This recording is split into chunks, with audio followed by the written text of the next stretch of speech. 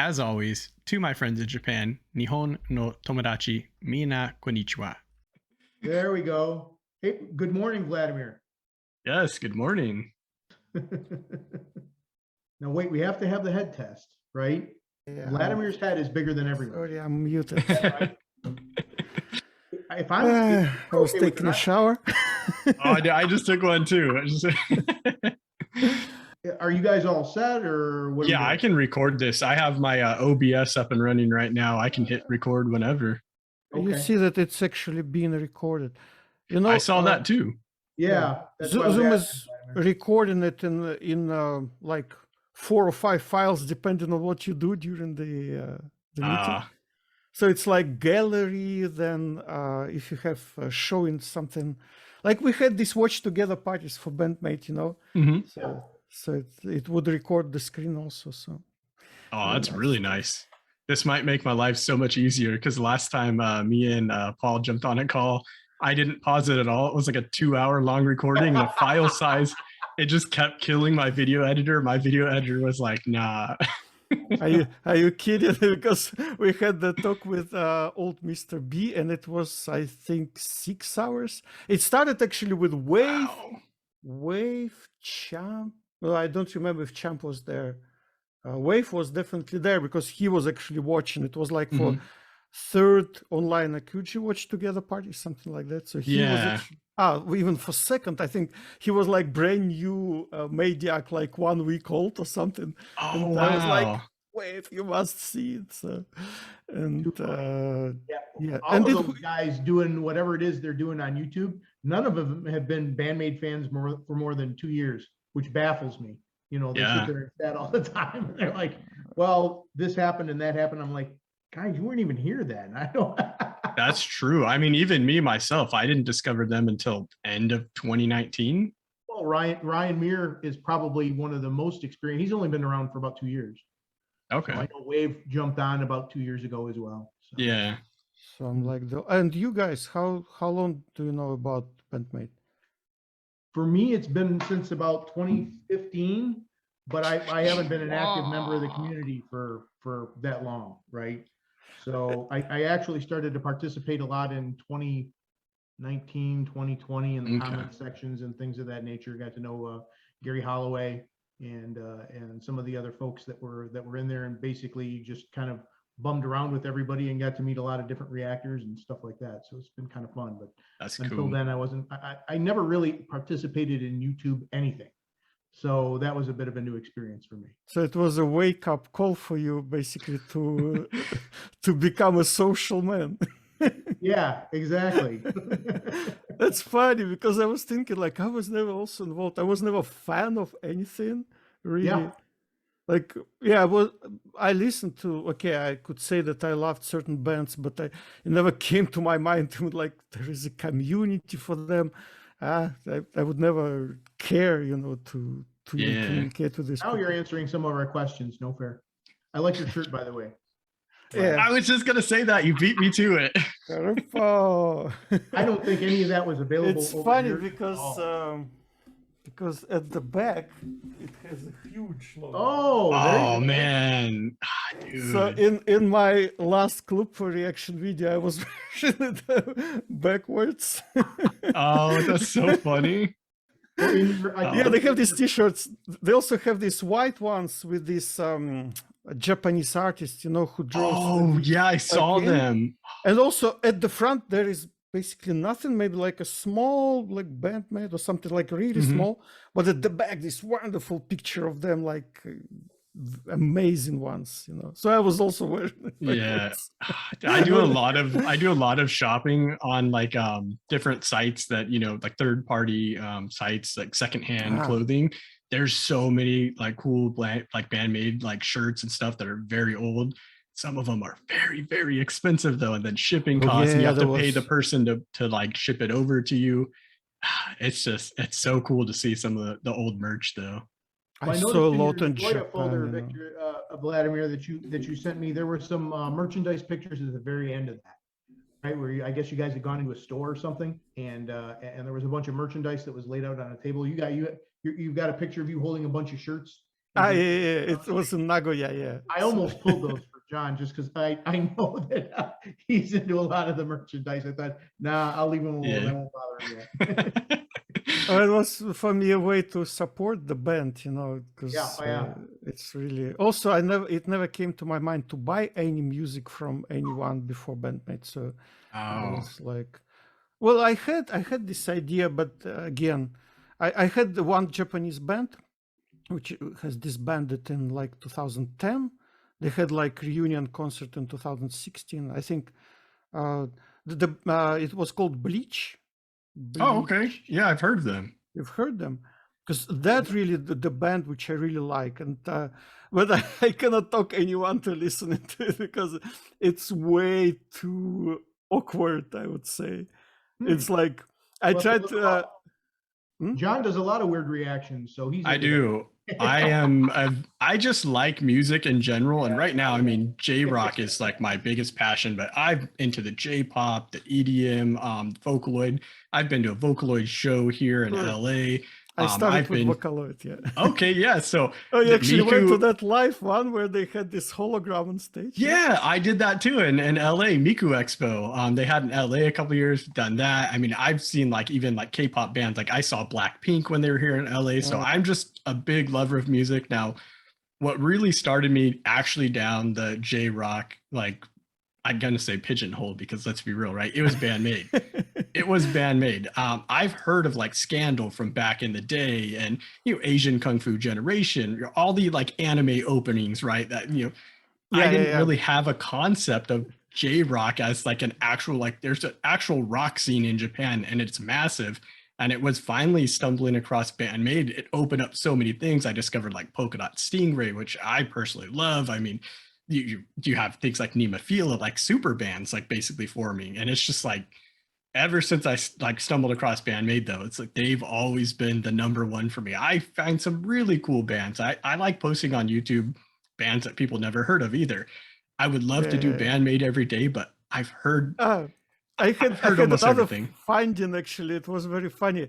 There was that guy, John Johnson, whatever, like one of those trolls. Yeah. John P. Johnson, there you go. So he came under one of my fan cams, and I think so it was double strange. So, and he started really like saying that, Miku is a fake, how can you, the BAND-MAID is such an awful band. I mean, why you even care, come under the BAND-MAID video and started criticizing. Exactly. But he was really prolific, he wrote really long comments, and he said, BAND-MAID is so bad, but there is such a wonderful band here. Wonderful band link, and I actually purposed to check them all. Sort of, I was trying to be polite, and there was so many great bands there. Really, like it was so strange, And there was one really finding this 362 band, Sanroku ni. 362. It's like absolutely unknown. They have like, the last time I looked, there was like 60 subscribers into their YouTube channel, but I loved them so much. And then I was like bubbling around, and I was even saying, old Mr. B, like, Brandon, do you know there is such a wonderful band? He's like, come on. I reacted to them like 5 times, and I had an interview with them. He does that all the time. Wow! He's and I always there before me. He had an interview with them like even 2 times. Crazy. So it was like. I beat him once with Marigato from Rolling Quartz. That's the only song I ever did before him. Wow. I mean, I've personally done a lot of bands that I haven't seen on YouTube, and a lot of them get blocked too, and it sucks, but I always just find it cool when I make my thumbnails. I spend probably like 30 minutes to an hour on just thumbnails, trying to get something I really like. And so I always try to find the band or the members on Instagram, and every once in a while, I'll actually get a message from one of them like, oh, thank you so much for listening. I'm like, that's the coolest thing. I'm like, I hope the 30 people that watch the video go follow the band, because I don't have a very large following. It's the problem, like with this 362, like, okay, old Mr. B had like really promotional campaign for them. How many people watched it? you know, because he has like 5 videos per day, I and people, know. of course, I never watched everything which he publishes, Mhm. right? So how do I know that this band is good, this band Yeah. is bad? Exactly. You kind of just tend to click on the things that stand out because you've heard of them and you know it's going to be something you enjoy. I mean, me personally, I would like to get 1 video out per day, but I do 3 to maybe 5 a week. And if I'm lucky, That's you a know, lot. that's That's a that's lot. yeah, if I'm lucky, I can do that. I've had weeks where it's like 1 video and it's like right now for me, work is getting to our busy season because I do basically IT for, I want to say like the movie theater business is the easiest way to put it. And so summer's coming up, it's busy. And this week alone, I was like, man, I have been struggling. But the few like times that I had free time, I spent all my free time editing. So I got all these videos recorded, a bunch edited, and now I just finally ran out yesterday of like recorded videos. So I'm like, oh, the pressure's gonna be on this week. Well, hey, at least the new Harry Potter movie isn't doing well. Oh my God, don't get me started with movies. I kid you not. The new Harry Potter movie alone, it was reported to us. Fortunately, my team in China actually got the brunt of the issues, and they figured out it was the same problem that we found out with Morbius the week before that my team figured out what the issue was.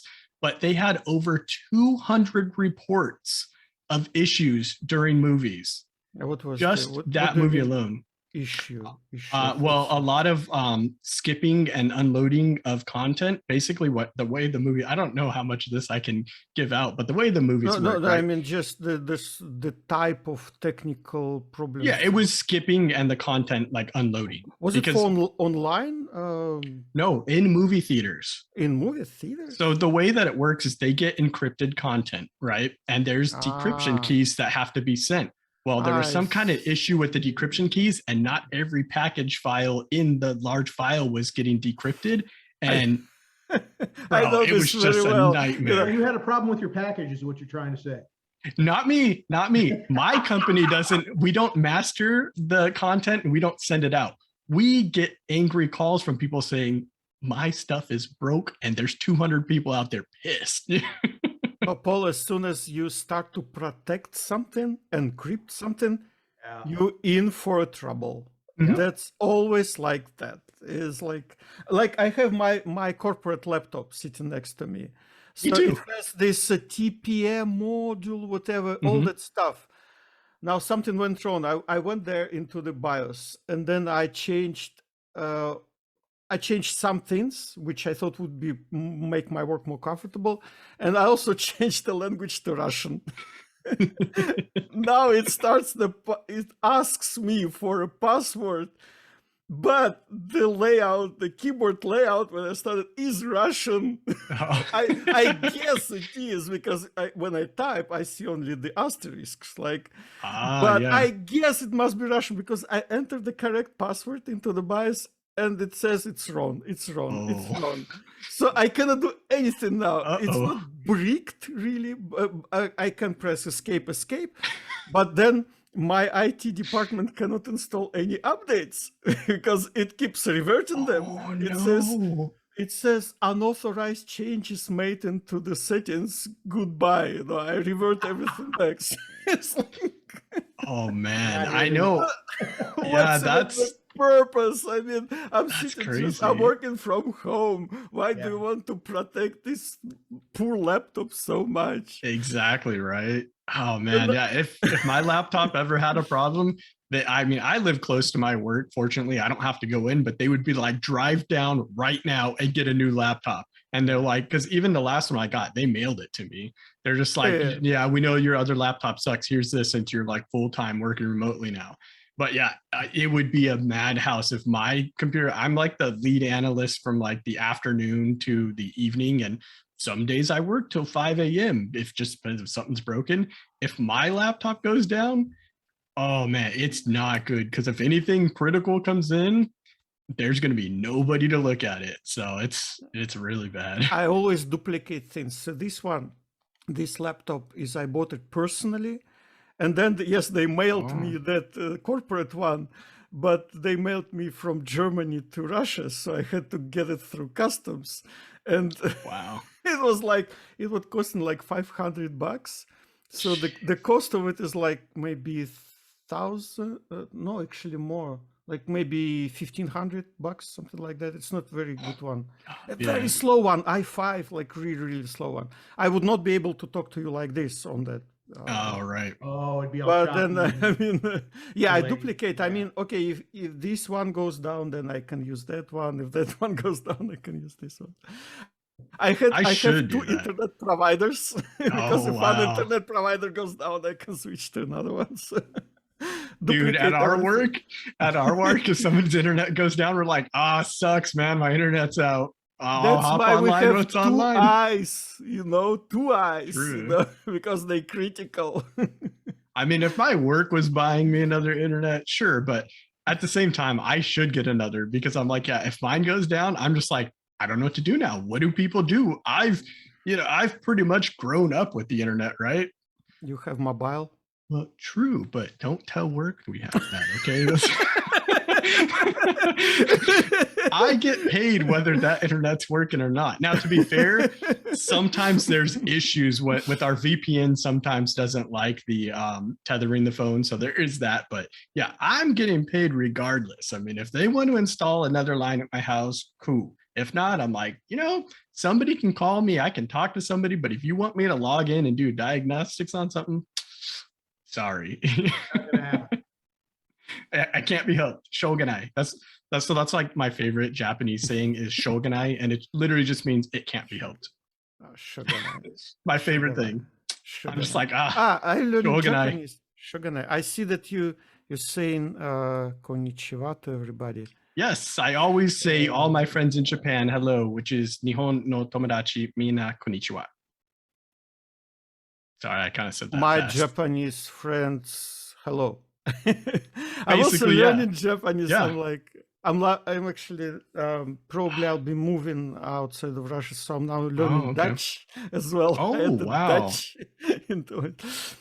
Dutch is so funny. So many Russian words there. Learning languages is really cool, but it's very difficult. I know for me, like learning Japanese, I have a textbook, and I finally got to the point where I realized I need to be able to read Japanese, even though I've been avoiding it, because the textbook turns into just all like it's spelled out in Japanese, and that's the lessons now. And I'm like, crap, because I tried to avoid like learning to read it because I just want to conversationally speak to people. When I go to Japan, I just want to be able to talk. You have to learn to read. Shikataganai. Shikataganai. Shikataganai. It can be helped. Mm-hmm. Shikataganai. Shikataga arimasen, it says, but arimasen is like a formal one, so shikataganai. Yeah, that's the other weird thing with Japanese, right? It's like any language. Nobody says it like formally. So there's things like that you can't learn from a textbook. And so for me, I've been learning a lot of vocabulary words because I'm not the best when it comes to their grammar, or definitely not reading for sure. But if I know enough vocabulary words, I can communicate with somebody. And that's, you want to get somebody's attention. You're like, oh, sumimasen, right? And you just get their attention. If you try to speak, they're more than like happy to be like, wow, let me help you. Like I've never had a problem in Japan. It's always been so cool visiting. It's so difficult. When I started to learn Dutch, I was like, man, it's so much easier when you know the script. The words are similar, the structure of the sentence is the same basically as in English.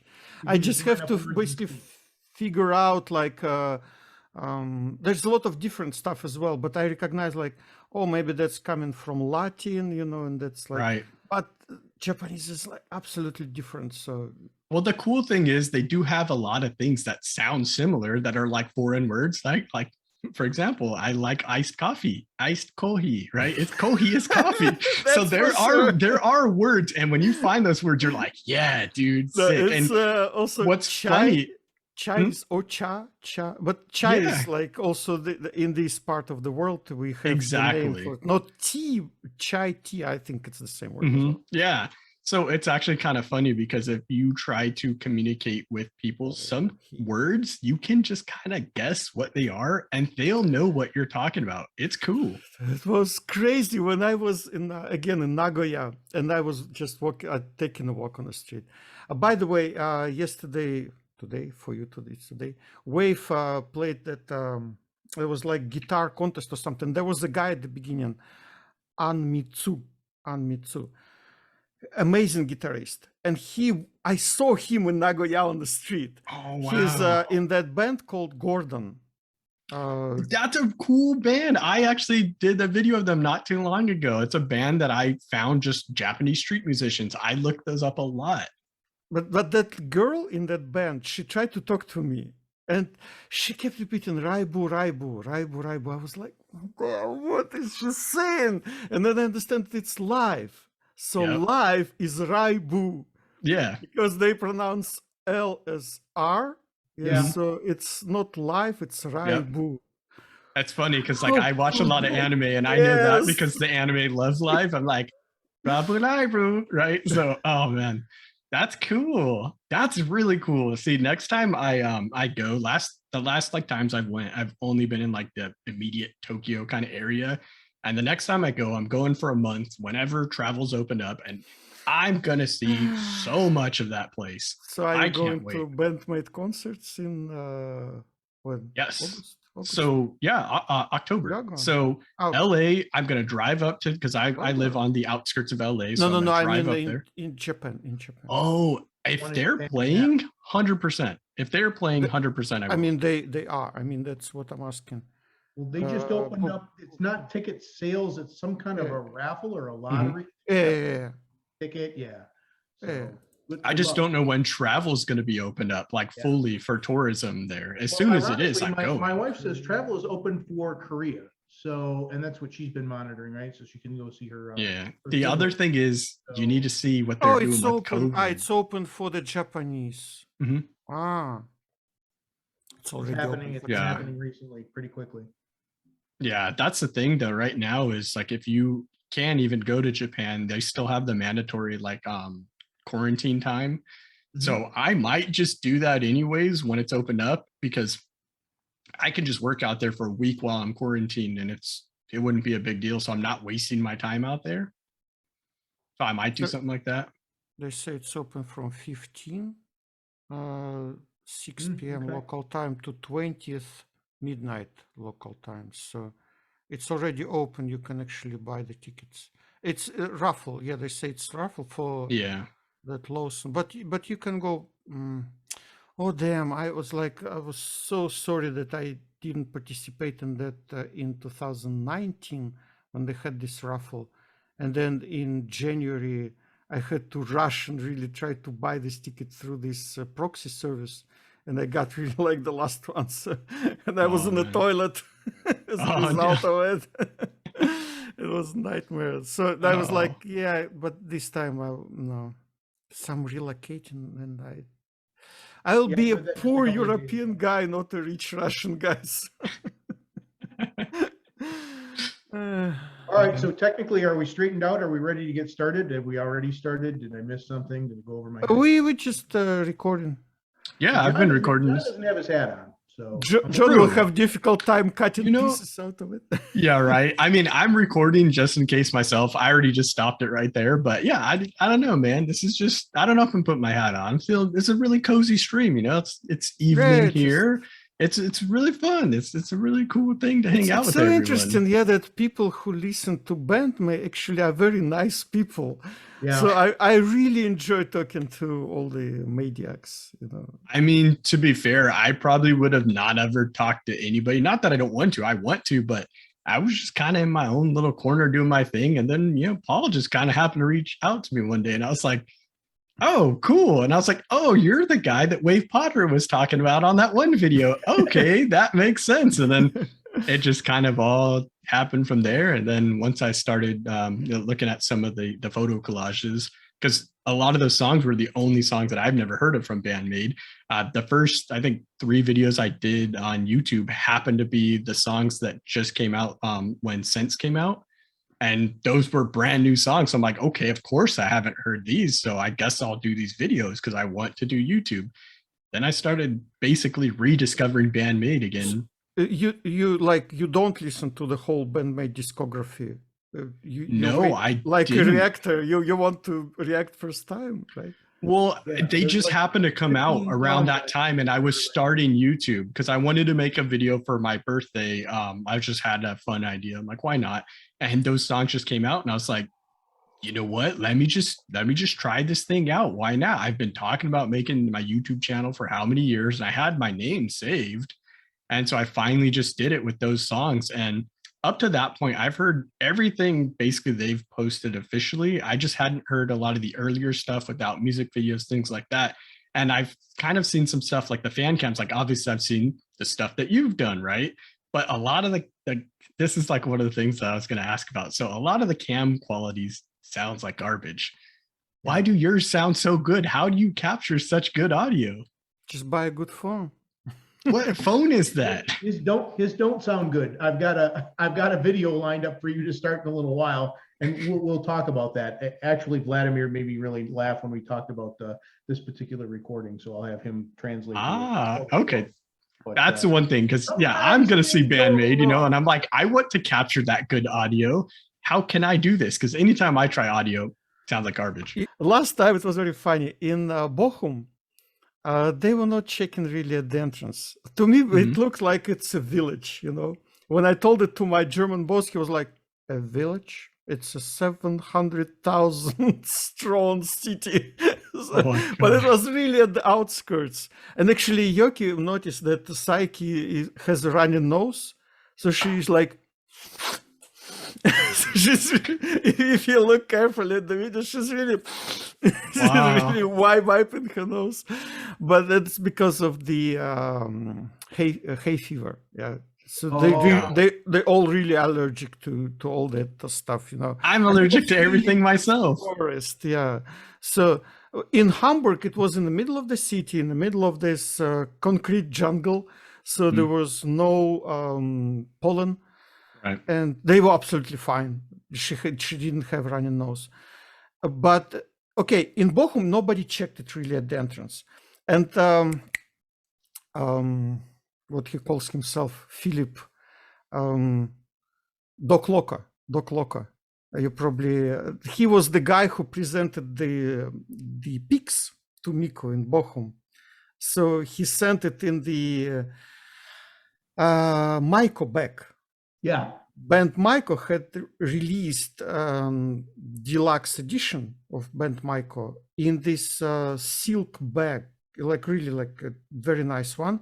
So he said, oh, I made some custom plectrums for them, and I put it, I thought, how should I present it? So I took this bag because it's very nice. And then Miko was like, they took the pics, and then, you know, what an amazing people, you know. This bag does not belong to us, right? Because that's bag from us, basically. But it's a precious thing, right? For people who bought it. It's a part of deluxe edition. So she returned it to him. I don't know if you've seen that video. But it was a very touching moment. She was like, this, whose is this? and then Doc Loco cried from the back, like, what's inside? What's inside? But of course she didn't understand. And then she actually passed it. See, he was at the very back. Okay, and he's a musician himself. He's actually a very nice guy. He's more like Jethro Tull type of musician. So he has very nice music. And then he said, I could bring my Zoom H8 or whatever. He had this professional camera, you know, the most simple one, but it's a very good one. But it's big. All these professional cameras, they are big, you know. Yeah. Usually they don't allow it. They allow only what you can carry in your pocket. Right. So I was even thinking, like, will they allow me to have a selfie stick? Because what I do, I put it on a selfie stick. Yep. And then it's much nicer, because then you have a freedom, like you can raise it above the sea of people's hands. I'm really you know. short too, so that would be helpful. And also, you don't have to stand like this all the time because your head will be aching in no time. I've been building my shoulders for this moment. You'll be Don't like worry. this, you know, with this. Yeah. You grab some nice photos too. Are those all taken on your phone as well, Vladimir? Yeah, it's this one is okay. Top now is I see still Huawei. You know, Huawei is the best. So this one is the Huawei, Huawei's? but the old one. But they're under sanctions, so they would not have Google services there. So you will just have a very nice camera. Video camera, yeah. Yeah, basically recorder, but not much. But this one is old, so this P20 Pro. P20 Pro. So that was the time when they started to experiment with these multiple cameras. So this one was really the first one. It's actually the German one, Leica. So there's Leica. That's Leica camera. Yes, very familiar. Really professional one. Like it's Leica was, I think, the first portable camera back in 1930s or something. Gotcha. So they're really good. And also they have very nice mic, as it turned out. That's what I'm curious about. Yeah. So you might check the rankings on camera and also on audio. Okay, I'll do that because I have an S21. S21. Yeah, Galaxy. Galaxy. Galaxy is like really down there. And they had a good one before, but now the improvements are huge, you know. So all these top cameras. I was thinking about buying this Xiaomi Mi 11 Ultra. So that's what they have at one of the tops. So the audio is at the top. But then I looked at them. I also bought the I bought the mic. That's what I need. I'm thinking that okay, I will go to the States to attend the concerts. So I have to record a good audio. So I bought the mic. Okay. I was thinking of doing something similar. That's Zoom. Zoom AM7. Okay. Zoom AM7. So it has this knob even, you know, so you plug it into Android, or they say you can plug it into iPhone as well if it really? has a USB-C. USB-C. Yeah. So it will fit as well. But my Huawei is too old for that. It doesn't provide power to it. It does not even power it up. So if you in Washington, Philadelphia, Chicago, or American Dream, I can loan it to anyone who wants to record a good audio. I'm only going to be in California, but I think I'm actually going to buy that because I was thinking the same thing. I'm like, maybe I just need some kind of external mic for it. Really expensive here, but you have to check it. I don't know how, maybe in the shop or something that it can actually provide. They have compatibility table on their site, but it's limited. So I guess that of course you may probably use some other brands as well, besides those mentioned. But I checked, and like even P30, the next one, the next model, already would work. This is P20, so it's like already. I bought it in 2018 actually, before I discovered BAND-MAID. So in my Melkweg in Amsterdam, it was really, really brand new. Already broken though, so one of the glasses there. You know, when you get new phone, you getting used to it, and you always drop it a few times before you can learn how to handle, how to put it into the pocket safely, you know, and stuff. They always change them too. They're always adding smooth edges and stuff, and you're like, how am I supposed to carry this? It's so slick. Right? That's exactly it. No, but Huawei is really robust as well. I had Sony before. Damn, it was like such a bad thing. You know, this Huawei, I dropped it so many times. I actually changed already the front and the back. So, you gotta get a good cover. That's all. Oh, very nice. Okay, I dropped this thing. I don't know how many times. Nothing's ever happened to it. I have this picture. Very nice. Well, that's the back. That's my cover. Very nice. That's your back.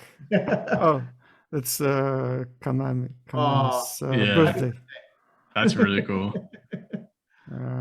Anyway, how about we listen to some music after we just got our lecture Yeah. from Vladimir? I want you to explain this to me, Vladimir. How do you end up with a recording like this? Okay, I think it's Yeah. maybe sharing. Go nuts. Yep. Yeah, I Okay. also I also did a photo collage. Okay, cool. Was this you? This was actually really good. I went, well, I was going to do a photo collage, but why bother? There's already one here, and it looks like whoever did this looked like they knew how to do a photo collage. I've been very disappointed by some of the other. Oh man, I just was on throwing YouTube. photo after photo. Like, okay, when I thought that like it's instrumental, right? So they have a spotlight for each member. So when it's Akane playing, then it's Akane. When it's Kanami's solo, then it's Kanami. So I was like, yeah, very simple idea. I was actually really entertained. I thought it was really well done. It was nice to sit back and watch a photo collage that wasn't done by me. That's funny. To answer your question, that recording was made on Zoom H6. Don't H6. tell me I want Dog to capture it, because you were telling me about how you had to go into the bathroom or something to get the recording. Because No, it was I was literally at the back. I had this big recording. It's Zoom H6, yeah, so the professional one. In Nagoya the day before, I just carried it on my belt. I was sort of hiding it, of course, so that nobody could see it. And in Kobe, I just put it in the dark corner at the back where nobody could step on it. There was such a nice corner, really. Like it was very dark there, so I just put it there. But that was at the very back, so the air conditioners were very loud. And I was actually standing next to it, and it was a really entrance to the toilet. I couldn't get any closer because in Japan, when you go to a concert, you go by your ticket number, like A1, A2, A25, then B1, B2, whatever. So they let you in. I had like C1 or something, so I was really like the last one. And when I entered it there with Yoki, and we were just at the back, you cannot really get inside because that's not your cue. That's not your turn. You cannot really like elbow people out and say, let me closer to the stage. Like, no, gotcha. Guys, sorry. You can. So to prep Dog a little bit, I have never heard another recording of this song. The only recordings that I'm aware of are the ones that Vladimir was able to capture. Yes, that's the problem. They have had this short clip from it, like really short one, on a show that was on YouTube. When Kanami and Miku, I think, went to a radio. And that is a birthday gift to the radio host, which was their friend. So it's Kanami's birthday gift to him. And they presented it on that radio show. But it was really a short clip. But they are playing it at the shows, you know. It's really a secret instrumental from BAND-MAID, which nobody knows about. But the recording is pretty okay, I would say, you know, because the recorder was quality one, yeah. So you can hear the bass very well. It's from a distance. Some spots, yeah. Yeah. This is the cleanest. You had several versions as well, and this was the cleanest one I think I heard. I remember it. This is the one that you told me to try to find, right? And I searched all of Japanese 4chan and just everywhere to try to find it. And I'm like, as far as I know, they've played this like 4 or 5 times, and good luck. Exactly.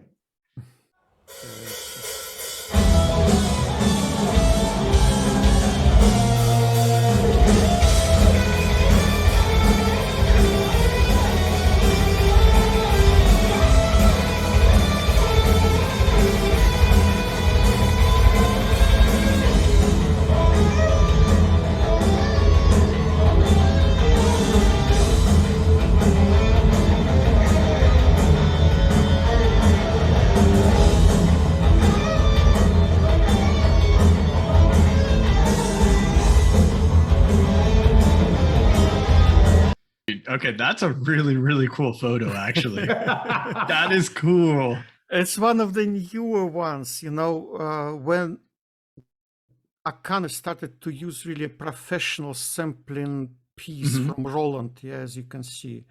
Yeah. Before she used just a laptop, I think, which was sitting right next to her. Yeah. When they were like a poor band, but then they started to progress really. Like they It looks like somebody stole her bananas. Yeah, that's true. She's not looking too happy. She's like, I know what you did. It's funny. The song is actually, so I haven't heard this song yet, obviously. It's really cool. I can see a lot of similarities between this one and what's the one, Onset? Okay. Is that the one, right? Because you can kind of have the intro to this sounds like the middle of Onset, kind of. I don't know. I'm getting those vibes from it. I can see the progression. Have you seen Don't Belong? Have, and it's very good. This is my favorite. It is good. This riff there, it just pierces my heart each time, you know. But this one is also at the end of the Fate recording that we had all the photos of yours on, Vladimir. Yep. We did Don't Belong. Yeah, so we got a photo collage with the song, which was really cool. Yeah. All right, I haven't watched all your videos. Sorry, I have to confess. No, Brad. Don't worry. The fact that you're on here just chatting is like, you don't have to watch any of my videos. This is cool. I'm getting to talk with really cool people. Like, Brad, don't worry about it.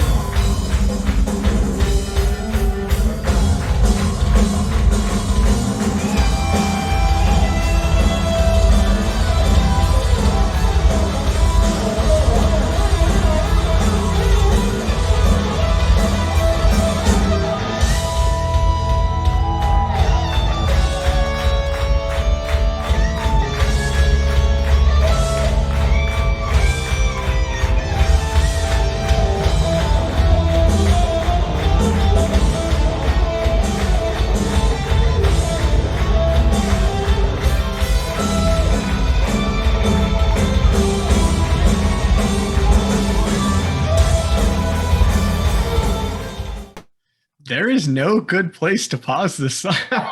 you could have probably heard my voice there. I was really far from the recorder, like maybe, I don't know, like a few steps. But I was, when I recognized which song is it, I shouted to the guy next to me. He will be at the end of this video, the tall guy.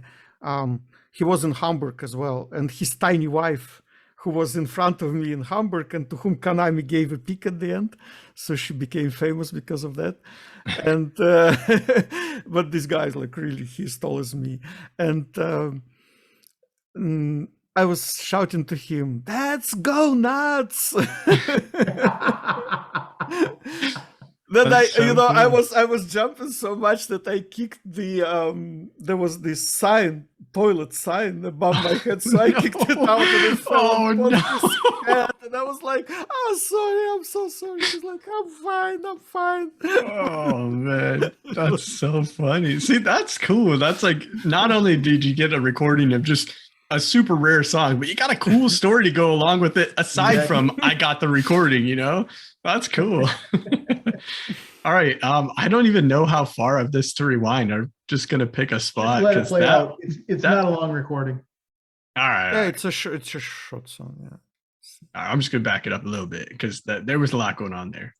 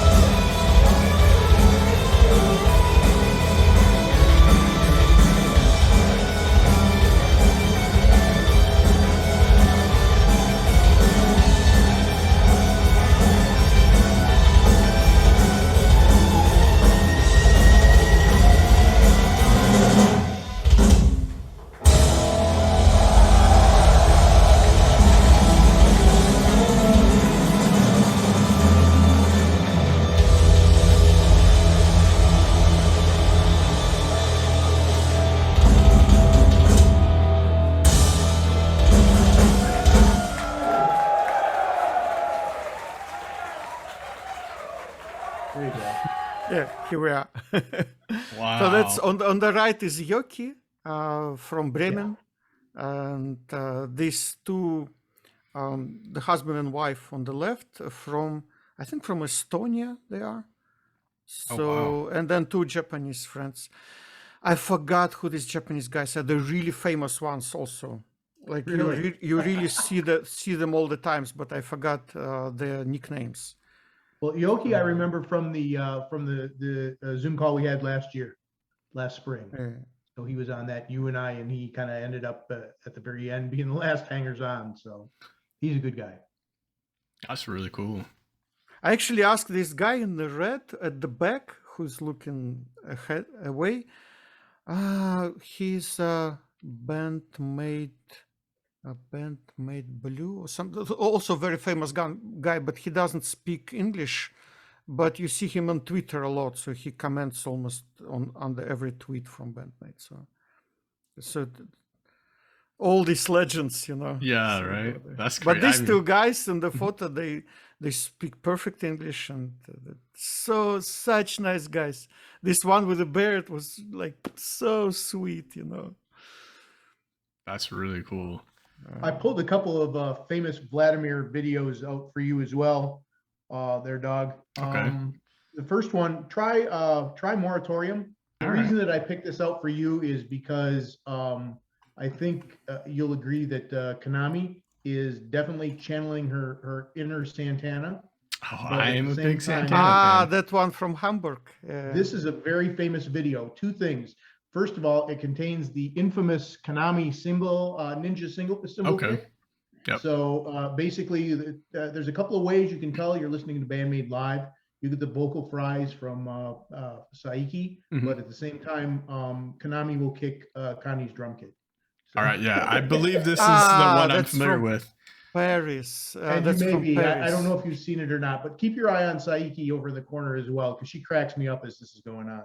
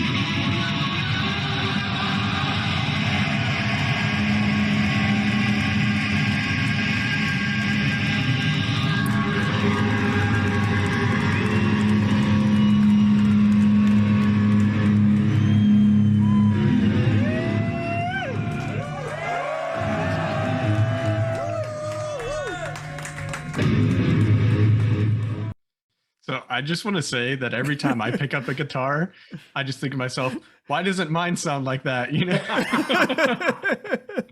it's just so groovy. Just that whole thing. I'm just instantly it kicks in. You're like, damn, that sounds so good. No, you may watch all those ex-Japan I do videos where he explains how to reproduce Konami's sound. Well, that's not the problem. We can make the guitar sound like that, but somebody needs to be playing the guitar like that. That's the bigger issue. That's the problem of musicians, you know, because in music you really have to have talent, something which you are, which you cannot really change, you know. You are what you are. Yeah. And it's like, I mean, yeah, that's a problem, basically. If you want to go into this field,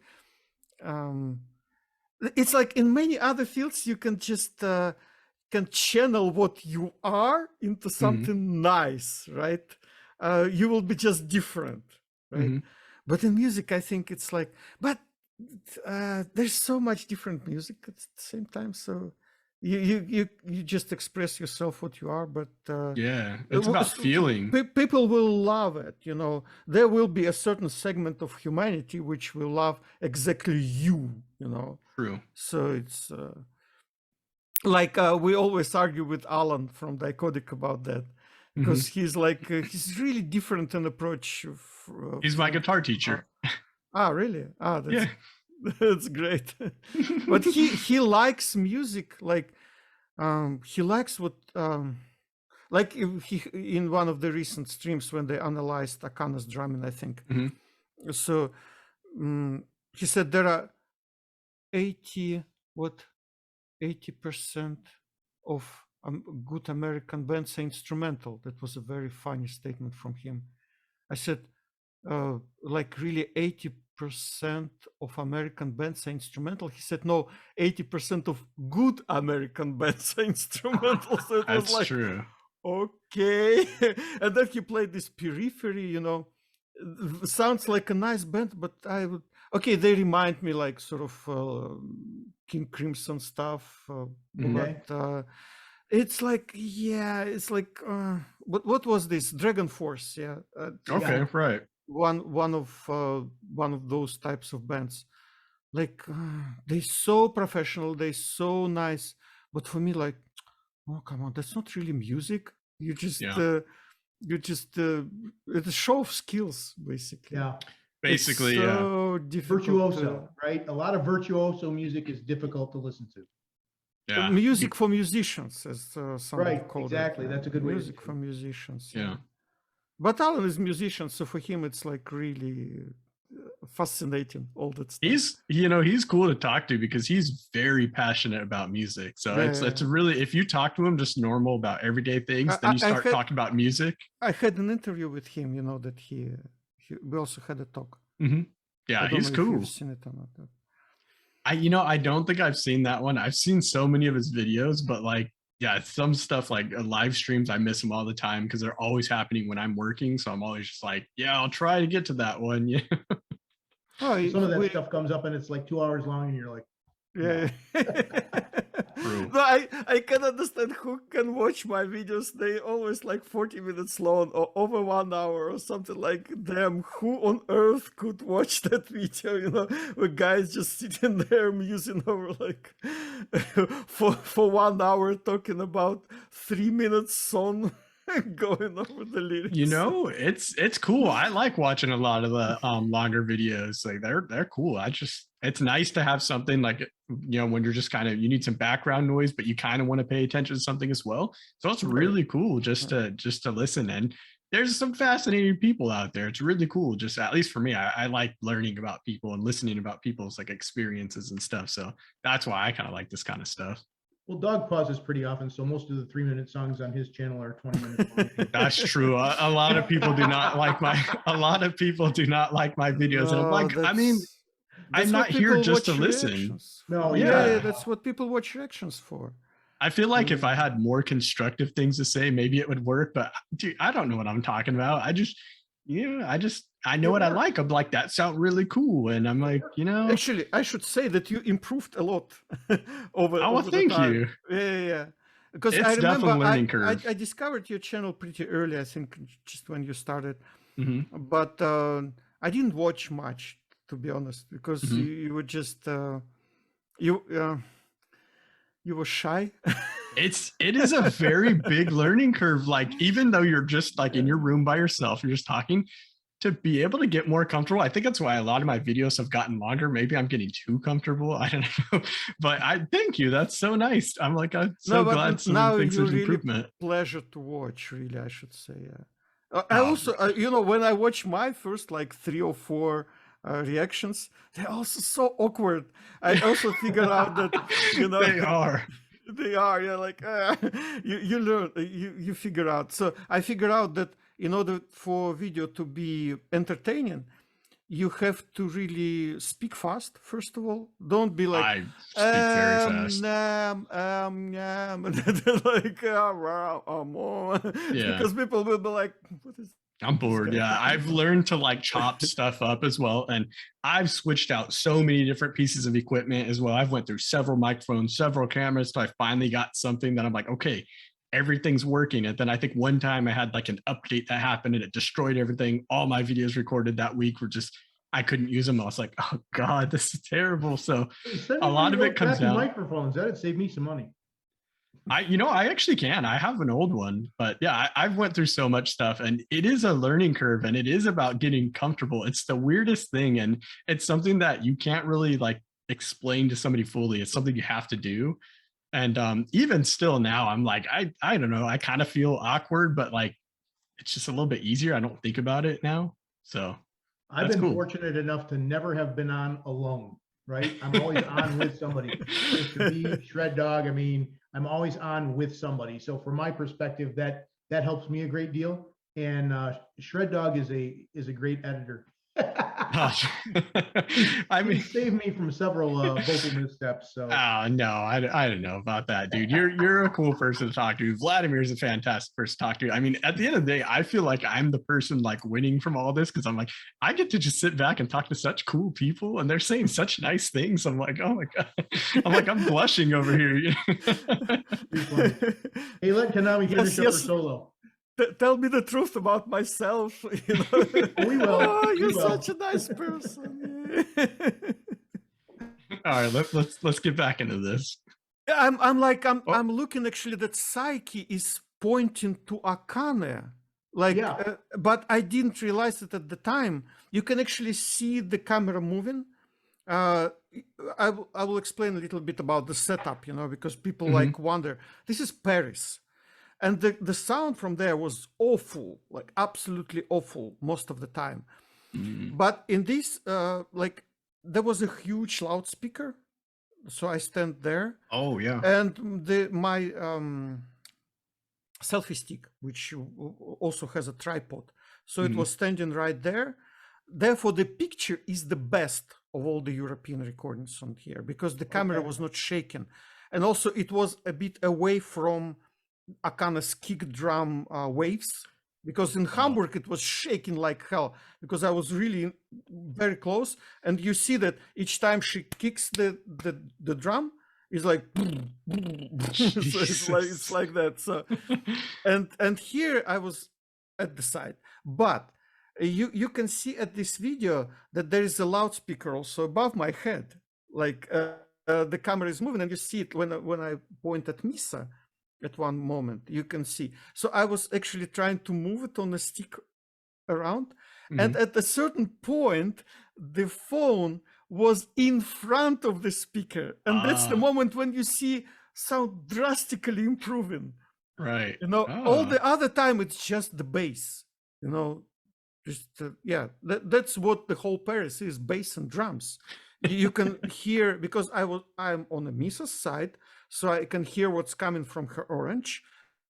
And I hear the sound which comes from Akane directly, I think, without the mics. Wow. So that's the huge problem, yeah. So I figured out that if you want a good recording, you have to be in front of the speaker, like in Hamburg. In Hamburg, like this speaker, you see, they have speakers, yeah, like standing on a stand. Yeah.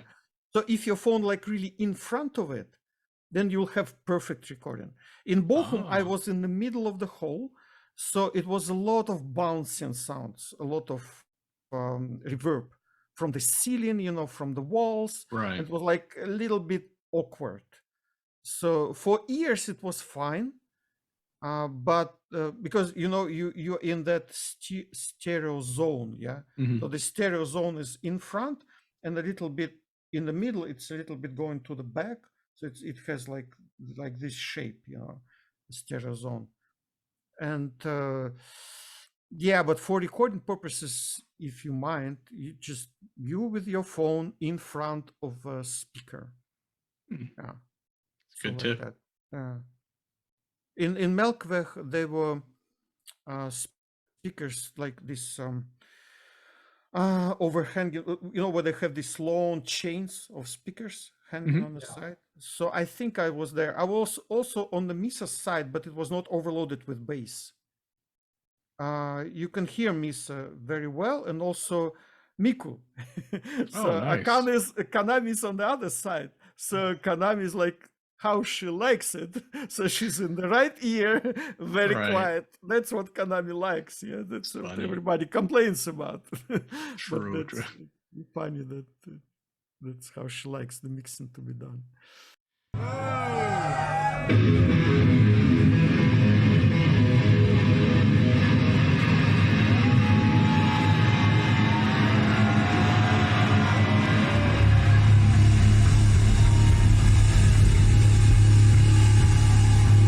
There you go.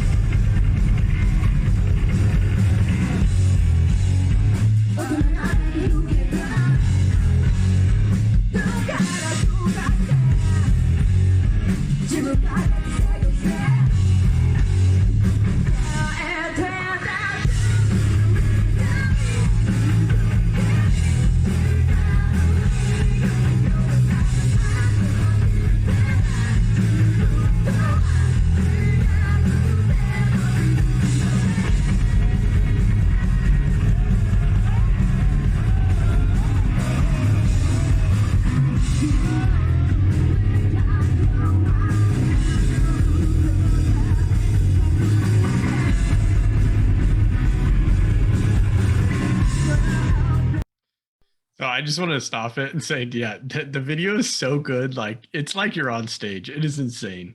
Yeah. Absolutely. It was like, I was really like, Misa was really like hands stretched from me. Yeah, it's crazy. It's like you're really like on stage. Like, it's the coolest thing. I feel like you can see so much more of what each of the members is doing too. Like when Akane is like, stopping the cymbal, right? Like, it's just, you can see it so clearly. It's really cool. Like you all can the see little also nuances they're doing. the kick drum moving, the main Yeah. drum moving. Yeah. It's Well, most of incredible. the pro shot video from BAND-MAID, it jumps around so much, right? You can't focus Yeah. on it. You can't sit and watch Miku sing, right? Exactly. So that's actually really cool. Yeah. Like I say, the rest of this is just the song Moratorium, but the cymbal kick was I think iconic. Vladimir, did you have any idea when you were recording this that to me that doesn't even look planned? No, absolutely not. She goes with the feel, She does it. She did it differently all the time. So there was Paris, Bochum, Hamburg, right? Okay. So I was not in London because they also had a show in London before. So they had 4, this time, and it was different each time. There is a recording from London as well available, Islington House or whatever it is called. So I'm not sure. my favorite solo is from Bochum, actually, where Kanami went like absolutely different. There was something very tasty about that solo in Bochum, different from other ones. So this one in Paris is, you can't hear it very well. So this cymbal kick is nice, but so Kanami always goes to Akane in the end. But what she does depends on the setting. In Bochum, Okay. she and Misa just because the drum set was on a stand on a riser, so she couldn't really kick anything, but they were trying to stand with Misa on the edge of that riser, so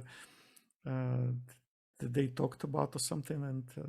And in Hamburg, Kanami jumped on Akane's kick drum. Okay. So it's crazy. Yeah, I remember. I think I've got some photos of that. I don't have any video footage myself, but yeah, I'm familiar with what you're talking about.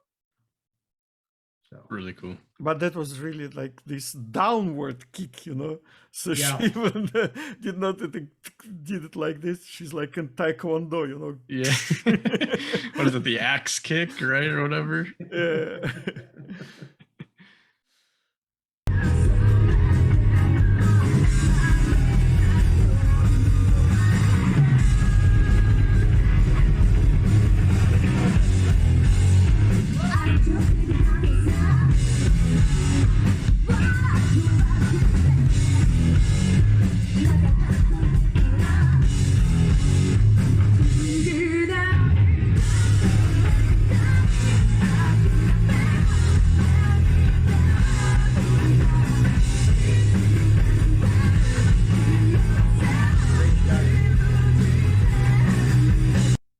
Want me to stop it? No, That's just for bass commenting as the players. music Yeah. goes along. For drummers and for bass players, yeah. But you can hear Misa very well because I'm right next to her orange. So. Yeah. Yeah, the orange makes such a good sound. She's got such a good setup, man. I don't think any bassist out there can compete with her sound. It's just too good. It's a bit overloaded with bass, of course, here. So it's not her true sound. For years, it was fine. You know, it's strange how our brain works, you know, because phone just, or whatever mic just picks whatever is in reality, but our brain processes it. So it was just a little bit higher bass for me in that corner. It was not that terrible as this one. I heard everybody. I heard Psyche singing. So I didn't know.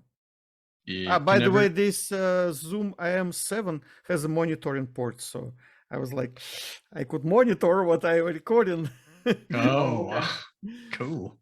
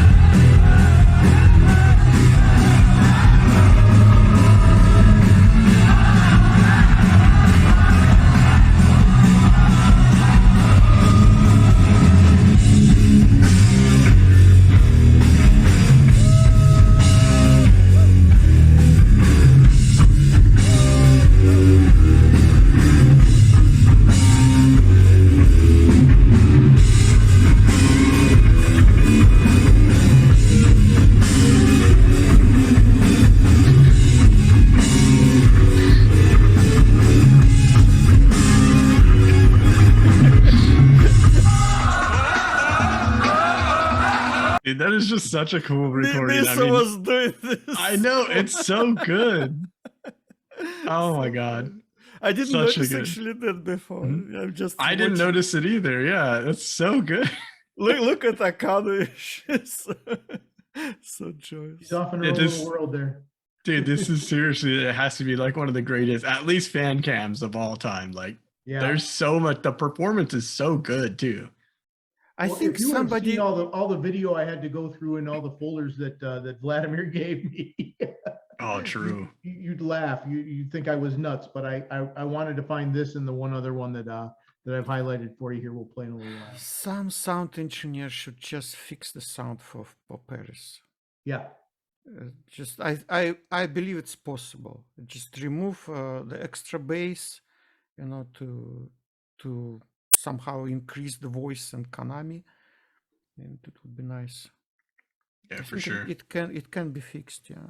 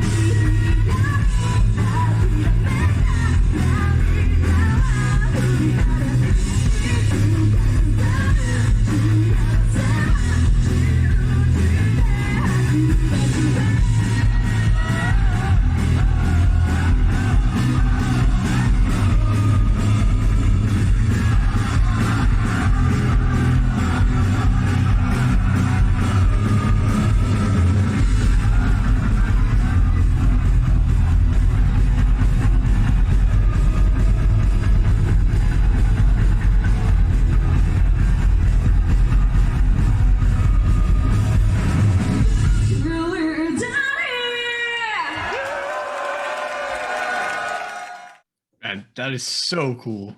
Have you noticed that moment? It was shot from a different guy.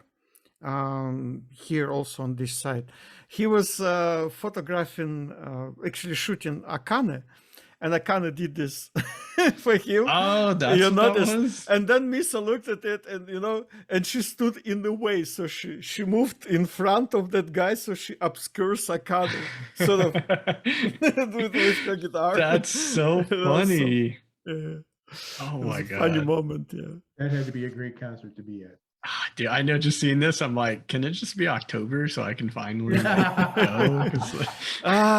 These venues, it's a tiny club, right? Like 200 people or something. So good. Yeah, and a lot they of the will be venues here are playing. going to be smaller, that's for sure. So it's still kind of intimate, like the last US tour was. Really? Okay. Yeah. Yeah, nothing That's super over cool. 2,000 people, I think, is the biggest venue they have. American Dream is 4,000 this year. Yeah. Oh, man, so cool. All right, pop on over to the video that says Magic Time, because you were looking at me like I had a horn growing out of my head. Okay. And I'm like, okay, apparently John has never seen this, so from my perspective, we should probably share it with him. I know I didn't. Back, whose is this back? That's this one. Yeah. Okay. When we were talking, I pointed out the shot of Kuma when we were going through a lot of the photos when we were talking about Fate. Oh, right. And you looked at me like, what the hell are you talking about? Yeah, I didn't. Yeah, there, right? So, anyways, you bump this up to about 550 and start it, and you'll meet Kuma. Guy was right next to me. He had this teddy bear tied to his hand, and then he was so filled with emotions, he just went thrown it to the stage. Crazy. Bad practice, don't throw anything on stage. True. All right, let me start We'll talk about that after the video. I used to work in tech theater, and that's one of the... Akane can't see anything until it's about 10 yeah, she's blinded by the lights. By the lights, exactly. So until it enters the light stream, like, she has no idea anything is flying through the air. She didn't do any of the other girls, but Akane was the only one that jumped. Anyways, go ahead and start it up. All right, starting it right now. Thank you for that,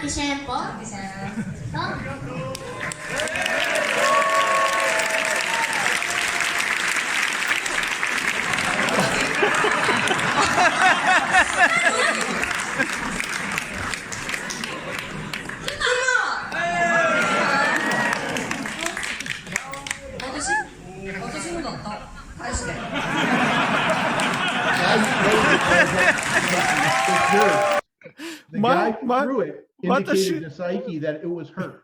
So she goes over to Miku and grabs it. That's so funny. Miku tries to put it into her mic stand, but then Saiki is like, what is she? So me? And then she takes it away. Look at that glare too. Look at that glare that she's got over there. Let it play out. You'll see what she does. It's pretty hilarious. Miku's like, I know. she took it away from me.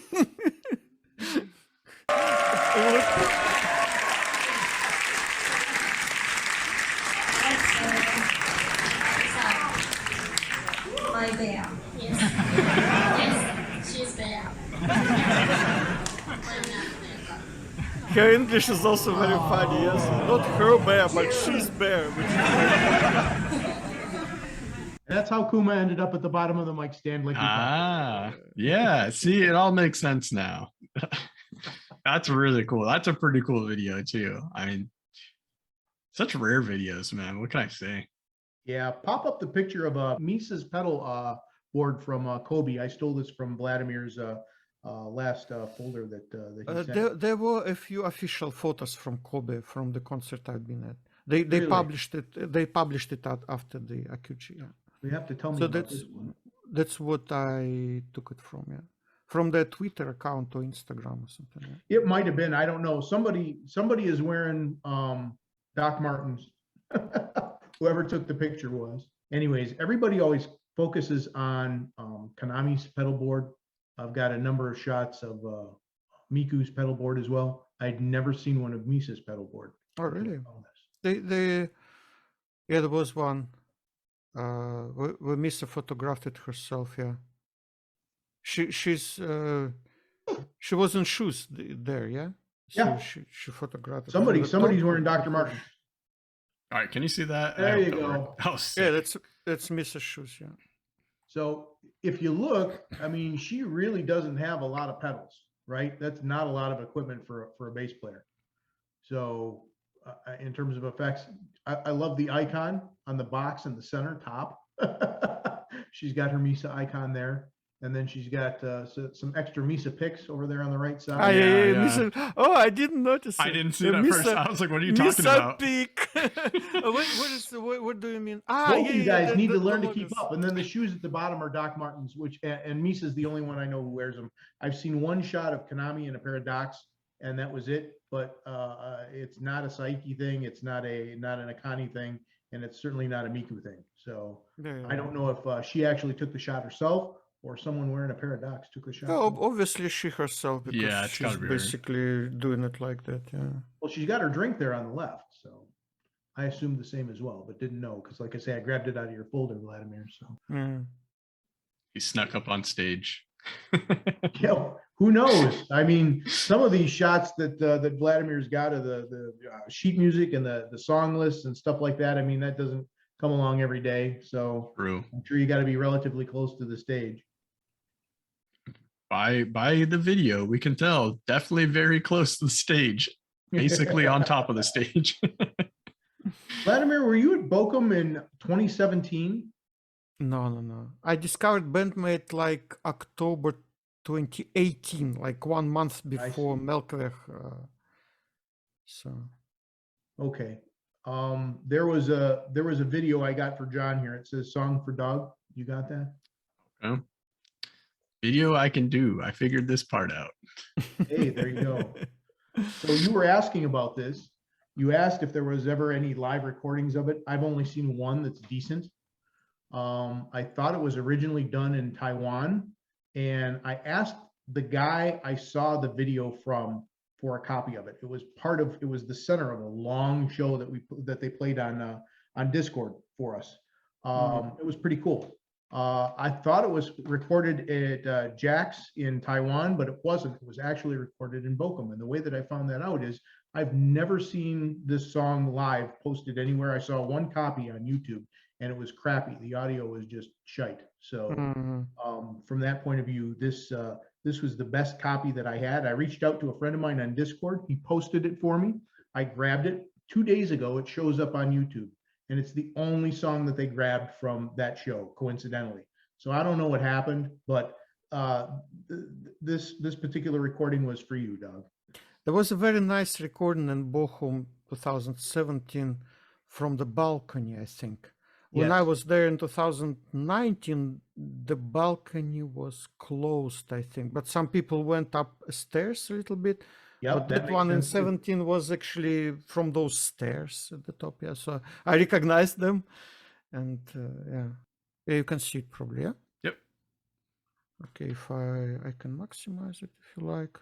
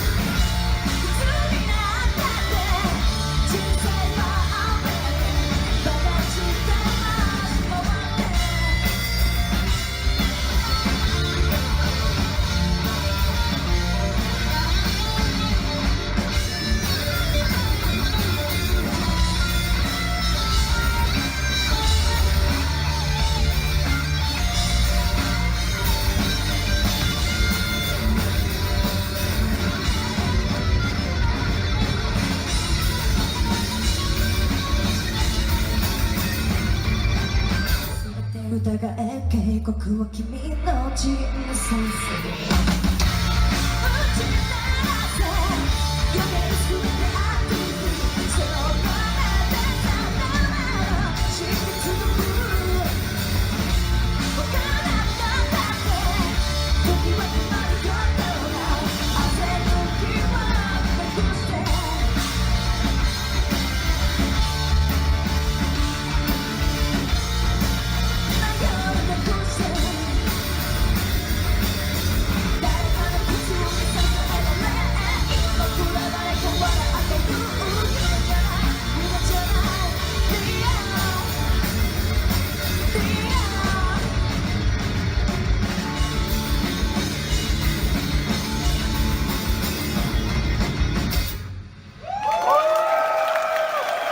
Now, until 2 days ago, that was a pretty rare recording. But Dog, you'd asked me if there was any live recordings of that, and that's the cleanest one that I've ever seen. So I thought I would share that with you. Now you have a copy.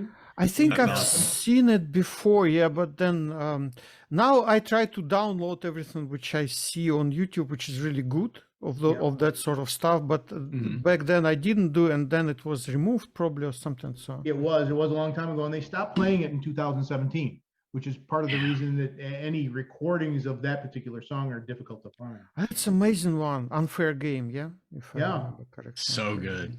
It's very like, that's what I like, very proggy, you know, that very awkward melody. Yeah. It's so nice, yeah. They had very nice ones, like Much Less Gum, also from the same single, I think. That is one song I have not heard yet. Oh, really? I'm waiting for it. I'm waiting for Paul to create a photo collage of just saying. Unfair Game? We did it with Lisa. No, Matchless Gum.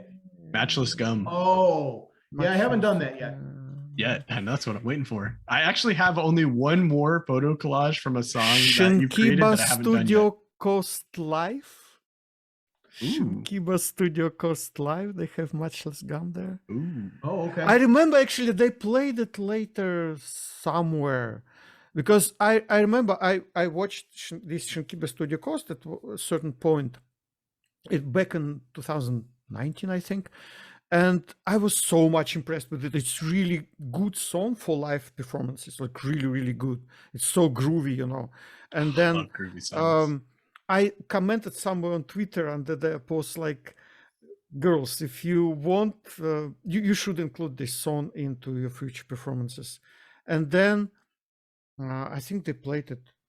Did they play it in Nagoya or Kobe or something like that? But it looked to me like they listened to what I say, but that's I don't know. cool. But they play a lot of old stuff in Japan. Yeah, it's so cool. Lots of interesting to see some of the set lists that they play through in the concert this year when they go through Japan and compare that to what they're playing in the US. So the only other things I've got in that folder, Dog, if you could link that folder, I'll make it available to everyone when you post the video. Okay, cool. There's a couple of things in there that I'll point out. Fate Live. I'm not sure that anybody, and it's a pro shot video. So that's in there. From Zip Tokyo, yeah. The other one is Time. I think it was an official video. It's definitely pro shot. So I created a photo collage, not realizing that anybody ever had an official video, and I guess there was. We didn't get it here. Wow. And then there's a BAND-MAID recording of it's a recording of Play, but it's a lyric video. It's probably the best lyric video I think I've ever seen. This one. Oh man, how I love this song. Wanna listen to it? Dude, let's go, dude. I'm so hyped. I've been waiting for this. Okay, where does it start?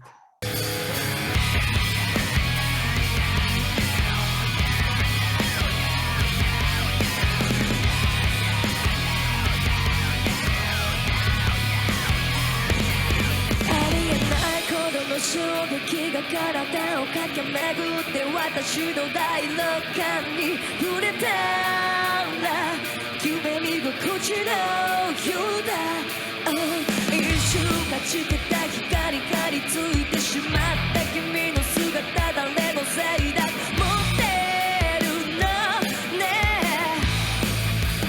眠れない I just wanted to comment Mhm. on how well Miku plays here. You hear her guitar, yeah, like so she's like Right. so groovy.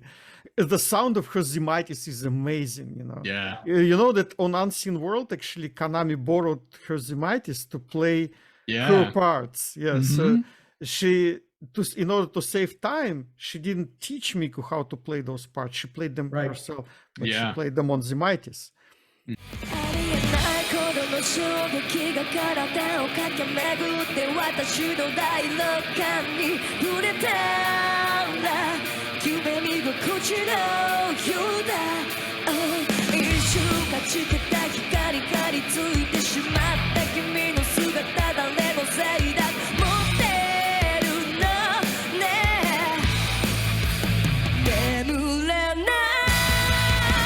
まぶたを閉じても裏側に映る釣れない君に惑わされてる優しくしないでよもう君に夢中さ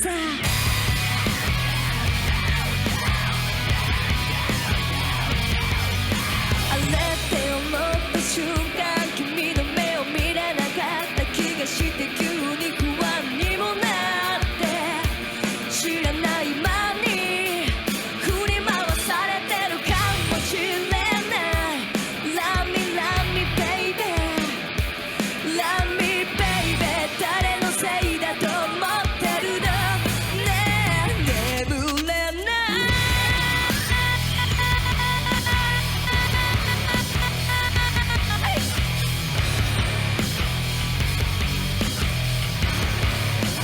What you see wrong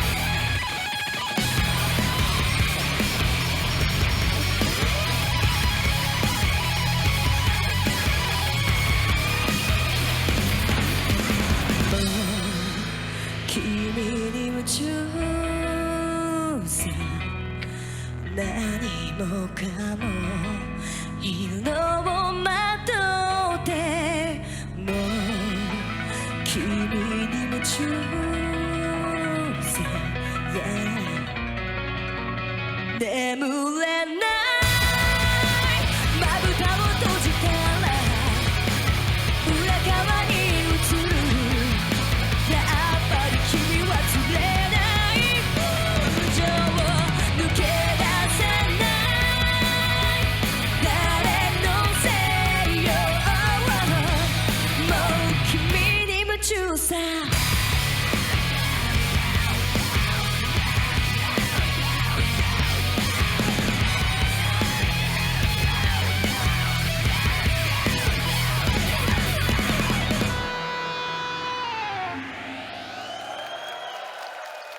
Ah, damn. That, Dude, that, don't- that how is- tasty one at the end. How is that not on their channel? That doesn't make sense. They Wasn't that published bundled it with the on- World Domination disc, Vladimir? Ah. yes, they That's why. sold it with deluxe edition of World Domination. Well, that's the funny thing is I ordered mine on eBay through a place in Taiwan, and I only paid $25 for it. I thought I was just getting the audio disc, and the whole thing showed up. Mm.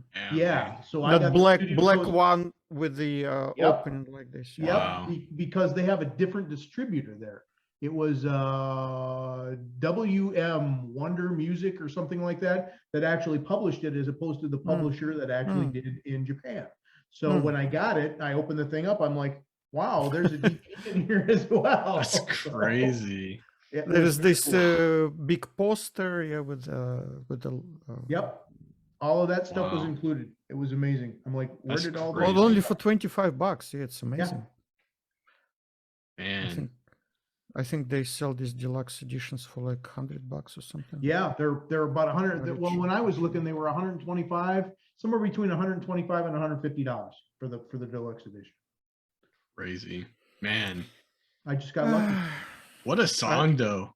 No, this really, this very heavy, this middle part where they Mhm. really go like black metal. Mhm. So, It's just that song had everything. I mean, Misa's bass sounds so good, and Konami obviously just doing whatever she wants, but the vocals were so good, and all the use of different effects was just yeah, it the was skill everything in switch. one song. Mhm. Memory night. Yeah, just I can't sleep. Yeah, the chorus goes. I can't sleep. that. Yeah, I just still say the fact, like, I get it, it was sold like on a DVD, but the fact that's not like a song on their official channel, like that's one of the songs that just shows you how capable BAND-MAID is. It's just, oh my god, dude, it kills me to see these songs not like on their YouTube. Like, oh god. Well, the thing Thank that you killed though. me That was was you can't even fantastic. get audio. The thing that killed me was you can't even get a lot of the audio, right? Of Yeah. some of their, especially their older albums. They're just, That's it's not true. out there because they were either taken down as music videos, they were taken down as photo Mhm. collages, they were taken down as, you know, however people chose to put them up because they weren't BAND-MAID. And then, like I say, I've got the two recordings that I have in this folder that I'll share with everybody of Fate and Time that I believe were both pro shot. For some reason that weren't shared with everyone, right? I don't know why, but Crazy. yeah. So you see probably my player screen. Yes. So Yes. Yep. Fate. The only time they played Fate like officially was, of course, Zep Tokyo Live, yeah, which was on April 13, yeah, 2018. Yep, that makes sense. So tour, Mhm. and so if you look at the studio ones, it's from World Domination. Yeah, Fate is there in World Domination album. Yeah, yeah, and that's the studio version that I used to create the video collage with your photos in it. Fate Live, I don't like it very much actually. It's like it's difficult. Like Thrill, for instance, also difficult to perform thought live. Thrill Like was, really awkward. It's not like unlike this Matchless Gun, for instance, which is really, you know, Yeah. that's for the stage. Yeah. Mhm. Also the various songs like Endless Story, for instance. Endless Story on studio version is like not really catchy, Mhm. but it's made for arenas. That's what Konami said. We wrote specifically a song to perform at arenas because we knew that we would become big, and that's a song for live. Yeah, that's and it sounds amazing live. Yeah. Well, in the live version of Fate, there's a lot of crowd participation. I really like that version myself, so that's one of the reasons I included it. Wanna watch it? I couldn't find it anywhere, so I can put it for you if you want. The one from Zep, yeah, one from Zep. Okay, let me. yeah, Zep is closed now, isn't it? They tore it down or something. Yeah, they tore it down. They said. Yeah. What a shame. Okay, it's song number 21. Oh damn, will I be able to find it? This very nice pictures, Miko.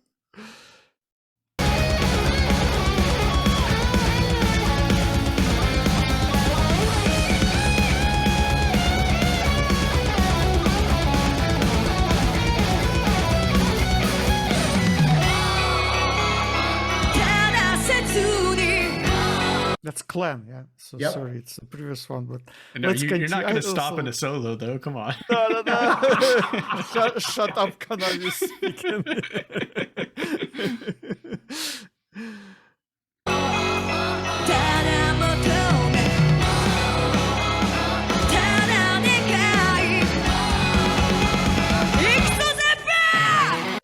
Ixazepa! Let's go, Zep! It's so nice.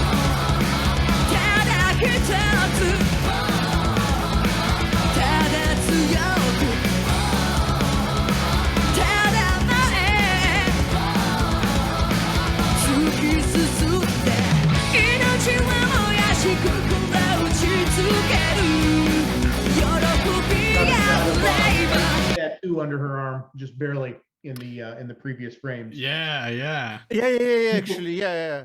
People ask Konami about that has, pretty often. So love is bandage. strong. You mean the you've seen the Yeah, in the previous frames, you could actually see the tattoo. On her Yeah, arm. right there. Barely picked it up.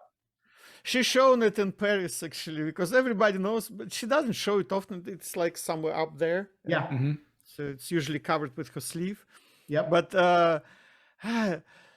Miku had this funny thing in that European tour, like Psyche stock time, and Psyche hated it. Psyche, please say something. What should I say? What should I? She was like, what should I say? What should I say? What should I say? And then I shouted to her like, "Love is strong." And she's like, "What? What?" And she was asking Miku and Kanami, I think, and they said, "Love is strong." And she said, "Love is strong. Yeah. No. I love you." She said. That's funny. Everybody was like, yeah. It was so nice. Wow. Oh, you see her pearl top. I was going to say that's a pearl. beautiful design that she's got there. Yeah, pearl top. Very expensive. Chess. What's called chess? Something. Yeah. There you go. I see the tattoo there. Yeah, not very clearly, yeah, but you can see it. 命は燃やし心打ちつける喜びが憂いば全て受け止め信じ続けたい声届くまで We just getting started hanging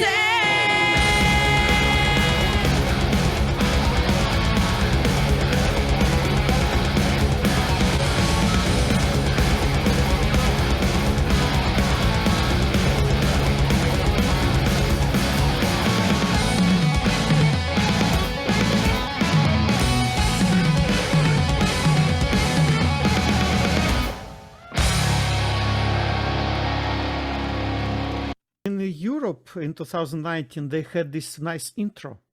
So there was a battle between Misa and Kanami. In Paris, you can see it very well. In Bochum, also very well. In Hamburg, in Hamburg actually also it's seen very well. That's so funny. Yeah. So just mind you, very nice intro to Clan. But Fate they don't play. It's okay. So let's listen to it, right? Go. Fate, here we go. It was one of my favorite. Okay, maybe a little bit of introduction. I don't know. Sorry for that. You know, when I first discovered BAND-MAID, they really seemed strange to me. You know, I first saw Thrill, of course, like many, and I was like, okay, because I was searching desperately for some good music. You know, I was really like in a search for something because I was absolutely despaired, and it was strange also. But as I usually say, you know, Akane's saving grace has saved me, because when I heard those double kicks, I listened to some female drummers before, because female drummers, they have a different mindset, you know, so they drum differently. And there was this very interesting cover from a System of a Down, but it's called Toxicity, by Metal Cohen and two girls on violins. So there were two violins and Metal Cohen on drums. And I was like, her double kicks are so awkward. Like Metal Cohen cannot really, like she tries to do them, but it's like what she's doing. And I never listened really to double kicks before, you know. And then I heard Thrill, and it was like, that's how it should sound, because it was a bit off beat. So Akane does this double kick, not in you know, a lot of people say, oh, Akane is not such a good drummer, you know, listen to that guy. And then they give me a link of some metal guy who just reminds me of a fan, you know, rotating fan, and you put a stick to it. Okay, whatever, but that's not music, right? he can do double kicks like that, but it's not music, right? And Akane was doing it like, so the what is it, chorus yet, and then she's so it's like after, so you don't expect this double kick at that moment, and it's so fascinating, you know. And then I started to listen to the whole BAND-MAID discography. So I downloaded it from torrents, because there was I think no Spotify at the time. I didn't use it. I didn't know about it. It did not exist. I don't know. So in Russia, that's what we do. So you download everything from torrent, and then if you like it, you buy it. So that's what I did. And I listened to really the whole BAND-MAID discovery for like 1 month. I bought the ticket to Melkweg immediately because I was like really on the third song. I was like, I awoken, my That's world so has cool. changed. I never, I mean, the last time I went to a concert, really buying tickets was like, I don't know, 20 years before that. I don't even remember. Wow. I even didn't go to Metallica, which I was I was going to King Crimson. Not King Crimson, actually, the guys, Stickman it is called. So there was a drummer from King Crimson, Tony Levin on bass, and then the guitarist on this 8-string guitars. There was, no, Robert Fripp was not there. So that sort of stuff, like really marginal. But then, okay, I listened to the whole BAND-MAID discography, and it seemed so strange to me. Like, that's the music I really don't understand, but something holds me in. Yeah. So, like, they doing something amazing, I just don't understand it. And after like 1 month, I started to get into it. And Fate was the song which was the most familiar. I would say it's more like the song which is the most in Metallica style, which I understood before. So all these shouts, a lot of English there also helped. Shout to the starlight. So all these very nice slogans. So that was my guide to BAND-MAID music, Fate. So I don't know how you perceive it, but that was the rest of BAND-MAID catalog is really like awkward, I would say. For the when I say to people, they usually object. They say, no, it's like I understood it easily. Why? For to each his own, but for me it was like that. Yeah. So with this introduction, sorry guys. Oh, dude, I'm having such a good time right now. Please keep talking. All right, let's straighten that out once and for all. Yeah, that song was actually not written by them. It was written by really? Mr. Akutsu. He did a lot of work on. He did almost all the songs on Made in Japan. So Fate was not written by the girls. Oh, really? No. Okay, how do I look? There is Akutsu. There is a database. I keep confusing, because that one is already on World Domination. Yeah. Which is they've written most of the songs are unofficial BAND-MAID DB. Okay. Well, according to this, he wrote "Turn Me On," which was on that album as well. So, yeah, they've consulted with him a lot, even since early in their career. Like I say, he was writing music for them from the very beginning. I think when they were with Gump. So they've got a long relationship. They use him for consulting. So, I think you posted a list of all the BAND-MAID songs, Vladimir, and I actually linked to it on my Facebook page. So if anybody wants that list of all the songs, and Vladimir's done a good job of keeping that up, you can visit my Facebook, and that link to his list is actually on there as well. Ooh, yeah, I'm gonna need to check this out personally, because I can't think, there's only a very, very small handful of songs I haven't heard now, and we just knocked out one of them. So. Oh, really? Turn Me On also, yeah. So Kentaro Akutsu is the guy whom Kanami calls sensei. So that's her basically teacher. He taught the composition to her, and she said, I studied BAND-MAID songs to become a composer. So yeah, he composed almost entire first album. Yes, exactly. Kentaro. The album's so good too. Yeah. I still can't believe they weren't just like massive success from that first album alone. Just going back and listening to songs, I'm like, these are incredible. Well, it really, they changed it up a lot when they went to a New Beginning, right? I mean, it was a fine tuning of the sound, but that's when they really found, I think, their home musically. Yeah. But you and I can agree on the fact that New Beginning was an awesome album. Absolutely, absolutely. They were already BAND-MAID. Yeah. Got it Fate. highlighted down there below. There you go. Yeah, Kentaro Akutsu and of course Miku wrote the lyrics already. Yeah, she was Yeah. writing the lyrics for everything already. All right,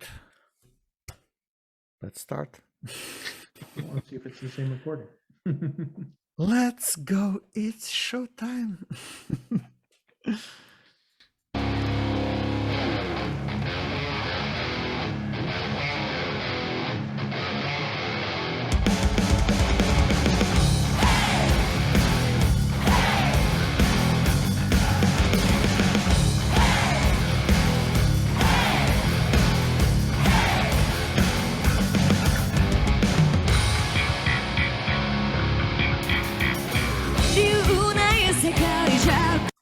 Finger Yeah. style. Misa plays Yeah. finger style.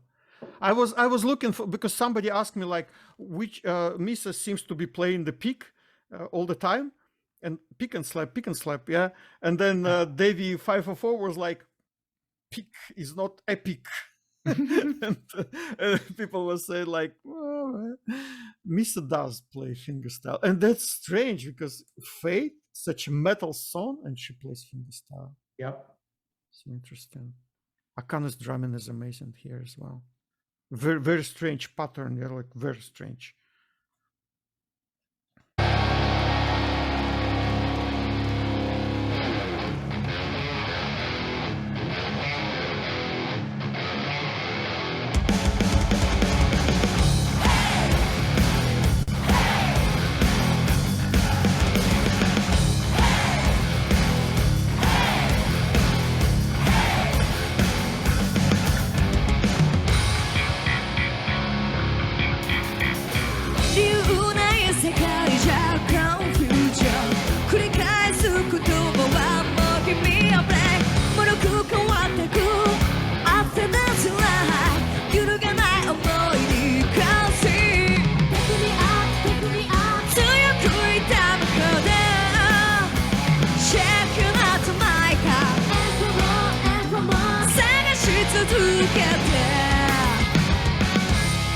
Jumping so high into the fire 触れたのなら尽きるまで Why till I die into a nothing ごめんなさい Never lie to myself Come on Come on Come on Come on Come on 振り切るまで Jumping so high into the fire 奮い立った暗闇の中で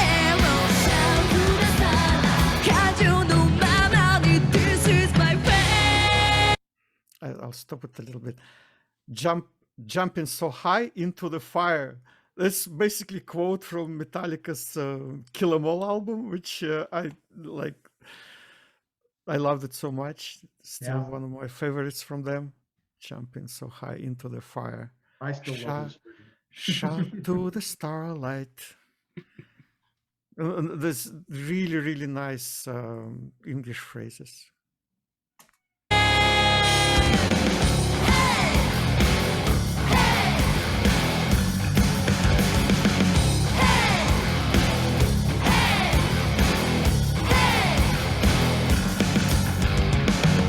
少しだけと生かせたリフレ」「背負ってくりすくばかりはラブだ」「誰も見えない The enemy within me」「過ぎてゆき日なのに The loop Pick me up, pick me up 迷い込んだ暇さあ Let's party And for more, and for more 信じ続けて Jumping so high to the fire 邪魔するなら焼き尽くせ Why kill I die into a nothing 瞳閉じて Never lie to myself Come on Come on Come on Come on Come on 止められない Jumping so high into the fire 高まるほど奪い合う欲望This is my pain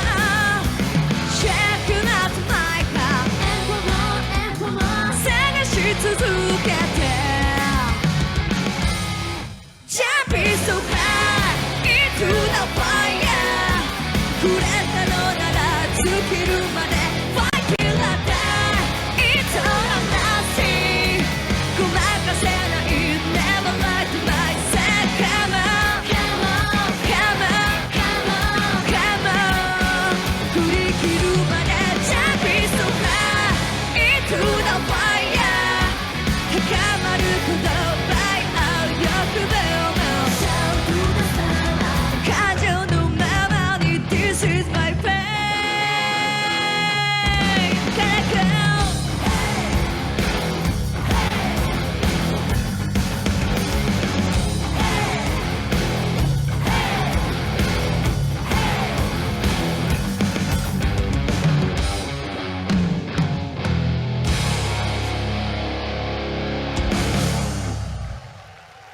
Yeah, as much as I like the studio version, I like that one much better. But that's just, Really? Because I had this strange feeling, you know, when this song is like so heavy on stage, you know, they dragging it on.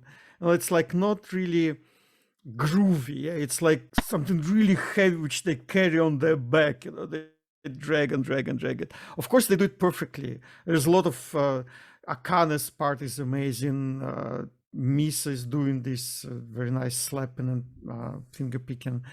Kanami's solo, of course, very nice, and everything is great. But it's like the overall feeling.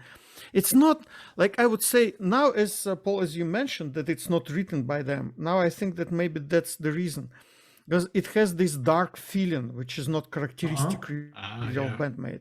That they don't like this sort of attitude. That is metal, right? Like really gloomy stuff, you know, about something dark, you know. And well, like I mentioned when Doug and I did the review, to me, this is a stadium song, and this is the type of crowd that it needs to be played in front of, right? To really get the full effect of what the song is about, just from an ambiance perspective, right? Just from a feeling perspective. To me, this is watching the song how it was meant to be played. Don't forget that hey 2 times and then hey 3 times, because I was getting it wrong.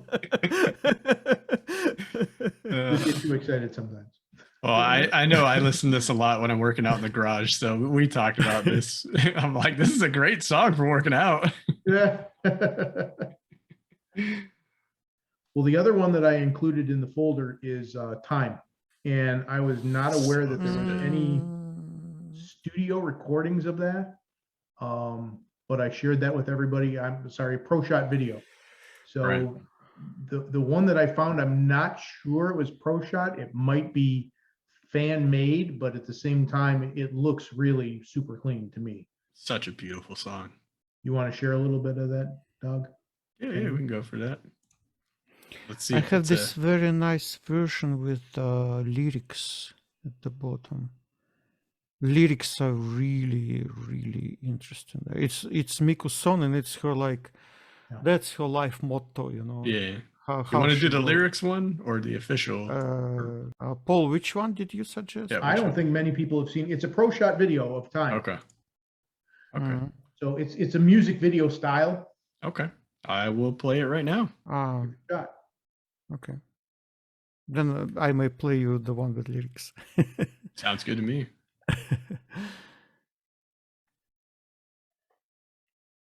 This doesn't look like anything I do in my basement.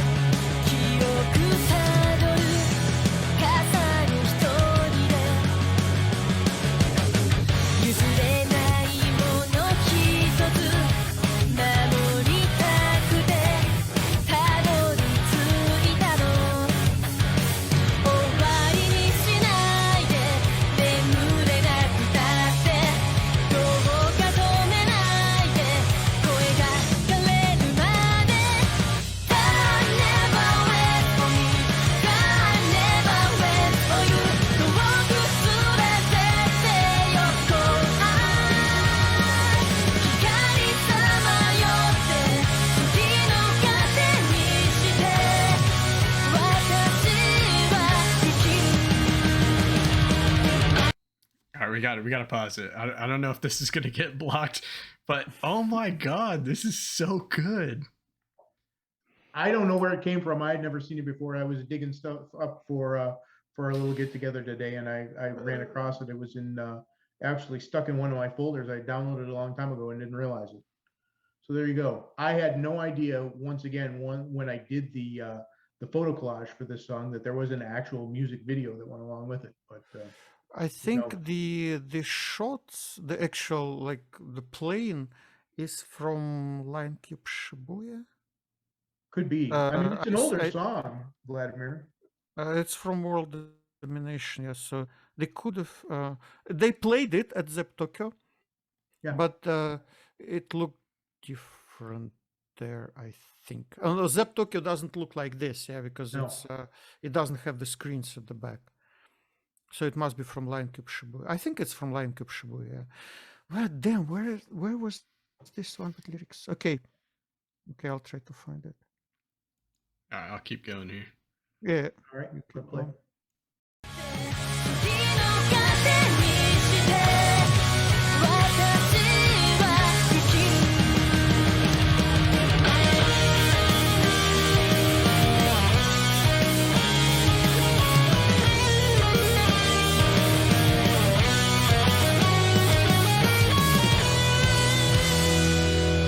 Time never waits for me. Time never waits for you. 遠く連れてってよほら。鍵開けるように心切り裂いてあなたを超える。Time never waits for me. Time never waits for you. 遠く連れてってよほら。光さまよって月の糧にして私は生きる。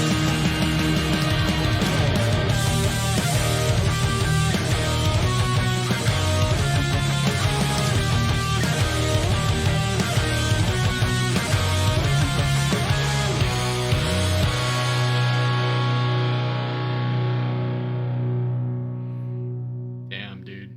Yeah, amazing song. It almost looks fan made at a couple of points. Them running through the hallways, or the shot of Miko running through the streets from the other video. I thought maybe somebody pilfered that and put it in there. It just kind of confused the hell out of me because I've never seen it as a pro shot video. Yeah, it's, The one on streets is from the Seattle, and that's taken from the MV for Nonfiction Days. Which one? Which one was that? It's from official MV where they used this Seattle footage, where they were walking on the street with flowers and everything. yeah. Very nice. Try to keep everything fairly consolidated. That's part of the reason I buy all their CDs, is because it's an easy way for me to keep it organized, right? It's not all over on my hard drive. I know exactly where I'm going to find it. Do you actually take them out of the boxes and put into your player? Yeah, absolutely. Do with the DVDs as well. I got one or two Blu-rays from them. Yeah, all that stuff. I use it. I rip them all and then store them on my hard drive. Sound quality is a lot better than anything you'll find online as well. So True. That's actually a difficult question, because I had a feeling that Spotify, well, at least when I got premium and I set the setting to the maximum, there in Spotify, I had a feeling that Unseen World, for instance, sounded a little bit better on Spotify than on CD. I had an explanation for that Spotify does not, they request the artists to upload the files with a certain loudness level. okay. On CD, they can dynamically compress it like hell. Yeah, that's what they do. But you cannot upload this to Spotify because they normalize everything to the same level. Because if you play it in Spotify, you play it randomly, right? So they need all songs to sound the same loudness. Okay. And so maybe the versions uploaded to Spotify are before this hellish dynamic compression they did on CDs. Could be. I get a lot of compliments on my audio, and a lot of it comes directly from CD. So every single time I'm recording, I have to, like, I'm always recording off YouTube, and I end up the night watching one of your photo collages through the media player, and I have to turn that thing down because when I hit play, I just blast out my ears. I'm like, oh God. Every time, almost every single video, I've started it, immediately stopped, and had to like redo it because I'm like, oh crap, I forgot. So funny. And they are very good quality though. That's why I wait for you to do the photo collage instead of looking online for the song or something. I'm just like, I know he's gonna make it. It's an older one I haven't heard. I just gotta wait for it. Like I finally just did spoiler alert for anyone, because I'm gonna be working on this instead of publishing the next video. I finally checked out the Love Passion Matador one. That's a song I've never heard yet. That's I think the last one from I love it. Was it made in Japan, right? No? yeah, made in Japan, yeah. It was the bonus one, right? It was on the second edition, the white one. So not the first one where they in the red. This one that I've not heard. Yeah. Thank you, by the way. Thank you so much. I'm so it was so nice. Actually, because I keep them all right here by me. I have the other one too. Thank you, because this is the other one I didn't have. Thank you, by the way. You're welcome. So once now that I've heard that, I can finally like listen to that album, listen to it. Like, oh man, I'm so happy. I think it was the only song on there that I had left, right? Probably. Yeah. I don't have any left. That's the one. It says the one with lyrics, yeah. Okay. It's from Line Cube Shibuya also, yeah, but yeah, the resolution is bad, but it has lyrics. Better quality original, because I downloaded, maybe I downloaded from Facebook, because from Facebook I cannot really download it through a plugin, and I have to use that. It must be redone, basically. You can cut away this piece from Line Cube Shibuya, right? Okay. Shibuya, right? And then just retype the lyrics, English lyrics, because this translation is very good. Like, I've never seen it before. It's if you go to all those websites like Japanese ones, Top Lyrics and stuff, the translation is different there. It's very poor. This one is really, really good. Should we play it? Yeah, why not? Okay, let's watch it.「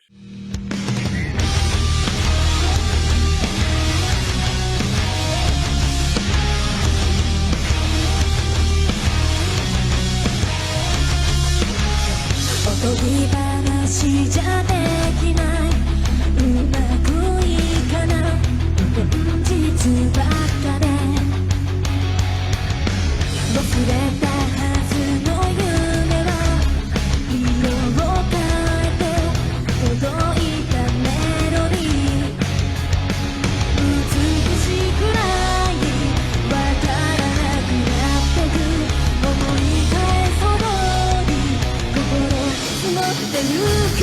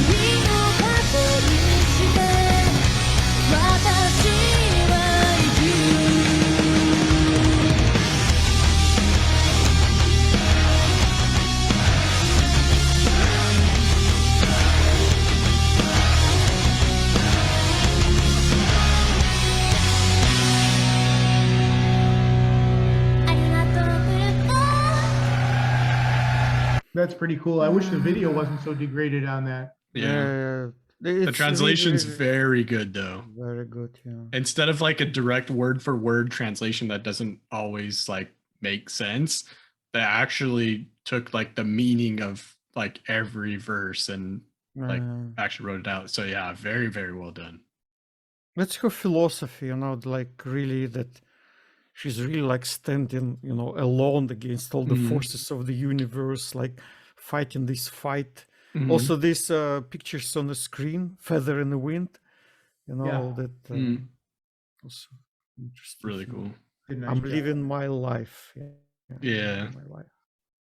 All right. Well, if you get to throw a lyric video out there, why don't you play the last video that I had in my folder, the lyric video for play, Doug?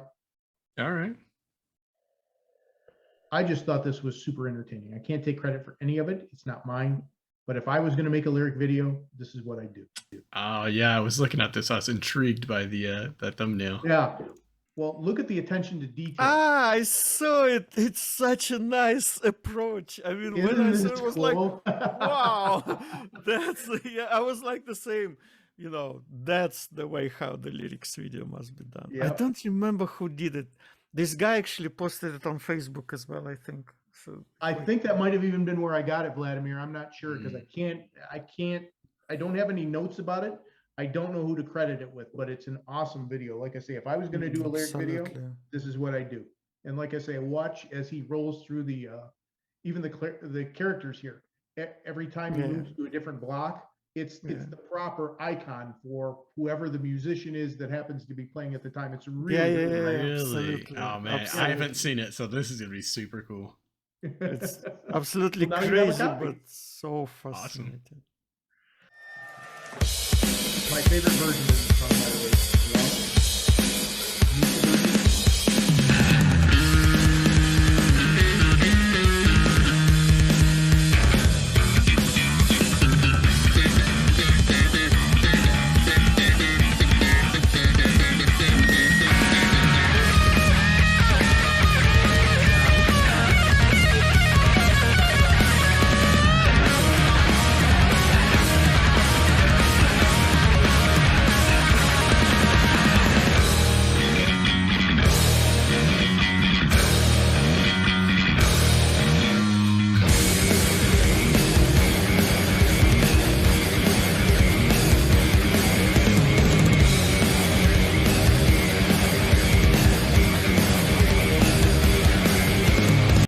I know I'm stopping it, but holy crap. Hilarious. Editing is masterpiece. It's bonkers. Yeah. That is masterpiece. When they just cycled between like everybody right there, I was like, oh my God. Yeah. Crazy. So good. Your icons. That's impressive. It's pretty, yeah, it is. I can't believe I've never seen the version is from Zep or from Shinkiba? This is the Misa version from, I think it's from Zep. From Zep. With the bass beginning, right? Without a lot of Miku. This is actually each really time cool. They introduce a new intro to play each time. It's so cool. Yeah. This is a good shot to pause it on though, because you can kind of see the whole board. Well, half the board, which is pretty cool. Wow. World domination. I know. Look at it. Shake your body. That's so good.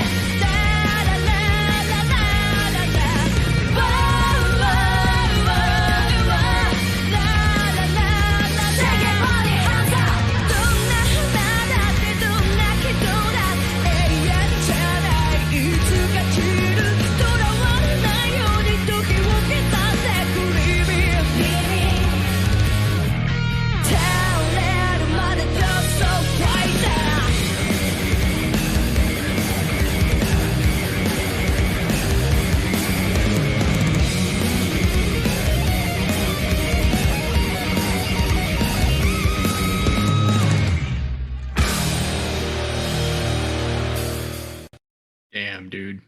Yeah, it's absolutely crazy, mind blowing. Yeah. The last verse actually in play is so, again, this Mikus philosophy, every flower shall wither, every human being shall wither. The clock is ticking. How does it goes? Yeah, the clock of life is ticking.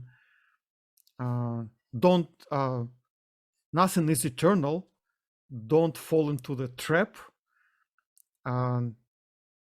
But until then, don't stop fighting. So it's like the whole life philosophy in one verse, you know. So good, man. It's a great song from beginning to end.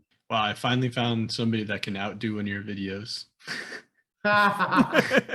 Absolutely. Right, that was actually really good. I mean, to be fair, you have a lot of rare photos, so there's that. But that was, can you imagine the work that must have gone into that? Like, good Lord. Tribute is due, yeah. So good. Wow. Very nice idea also. Oh, this la la la la la whoa. I know, like, so good. Like, turning it on. So good. All right, does anybody else have any other files they'd like to share? I have nothing. I'm here for a good time. Yeah, thanks for your contribution there, Doug. You're gonna have a lot of fun editing this mess. True. Yeah, if you need to go and pour some coffee. I'm like, I went through 2 cans of coffee and water. Not up to the Geritol yet, but I do have my I now have my Asian probiotic drink. So yeah, cool. I forgot to drink while we were on. You drink that Boss coffee? Is it your what it's called, the ad integration? Yeah, right. Well, it's so when I went to Japan, right, I need a lot of caffeine. I usually drink Monster, but they have like an iced tea version. I don't really like a lot of carbonated stuff. I stopped drinking soda years ago, so Boss coffee saved me. I drank so much Boss coffee the first time I went to Japan. Like I drank so much. And so I found they have it on Amazon here. So I'm like, I don't even have to go to a Japanese market here. I can just get it delivered to me. So I'm like sick. So I just randomly, I got Japan delivered to your exactly. It's like every time I have it, especially with some like J-Rock, right? It's like I'm in my little Japanese happy place. So it's really cool. So the whole Boss coffee and J-Rock thing for me started was I bought a massive like case of it for my birthday. And I was like, I got all this Boss coffee here. I'd like to drink some and check out the new BAND-MAID songs. And I was like, Boss coffee and J-Rock, is there anything better? And I was like, oh my God, Boss coffee and J-Rock. That's what I'm going to do for my videos. True, I do that as well. Boss coffee and anything really, but that's kind of how my Boss coffee and J-Rock started. It's just the cans of Boss coffee just remind me of being in Japan before all this craziness happened. And yeah, I did Boss coffee and J-Rock. It started off Boss coffee and BAND-MAID, but I was like, I'm going to check out everything J-Rock. So Boss coffee and J-Rock. And now I drink too much of it. It's very expensive here. It's very cheap when you're there. Very expensive here. Of course. Yeah, I can imagine. So Vladimir, how are you where you're at? Is it safe there? You seem to be doing okay. I mean, just in terms of the global political climate, are you in a safe spot?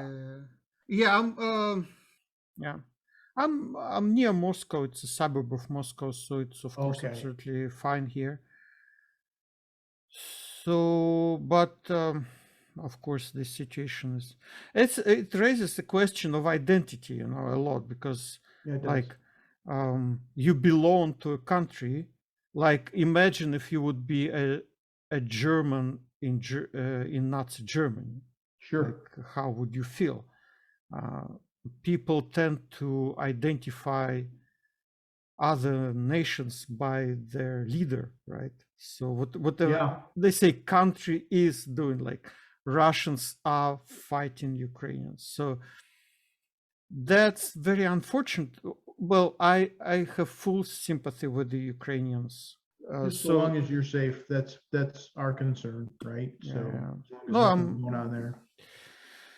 The one thing we probably want to cover before we sign off, and not necessarily right now, is what you shared with me in terms of your Google Drive account, that everything is safe. You were able to pay for it, and everything there is going to I found a way how to get a virtual Visa card, so I can use it. Yeah. Well, I restored most of my subscriptions to all things, so Google Pay uses it as well normally. So it's a tiny amount of money, like Yeah, a few it's bucks per month. not a lot. It's just a matter of getting it from point A to point B, right? If you can't pay for it and it goes away, then everybody loses all this great entertainment and information. So I'm not sure how else to say that. By the way, I also found your band 362 on YouTube, so I'll check them out. Oh, we may watch it if Doug did not see it, and you probably haven't seen it. Oh, let's double checked. Yeah, I haven't seen it. I wanted to watch with you this Homogenized Time from Hamburg, which was hilarious. I don't know if you know the story. I think it would be entertaining for you. But sure, absolutely. This 362 also very nice one. I can show you just okay. Let me show you one song which is probably my favorite. Okay, cool, I'm here for it. Pirates. They are very, they are strange. That's the type of music which I like. Same here. You see, I was gonna say, again, if it's got high-pitched singing in it, Dog's all over it. Oh God, I love high-pitched vocals. God, high-pitched vocals and just crazy sounds. I'm all for it. Oh my.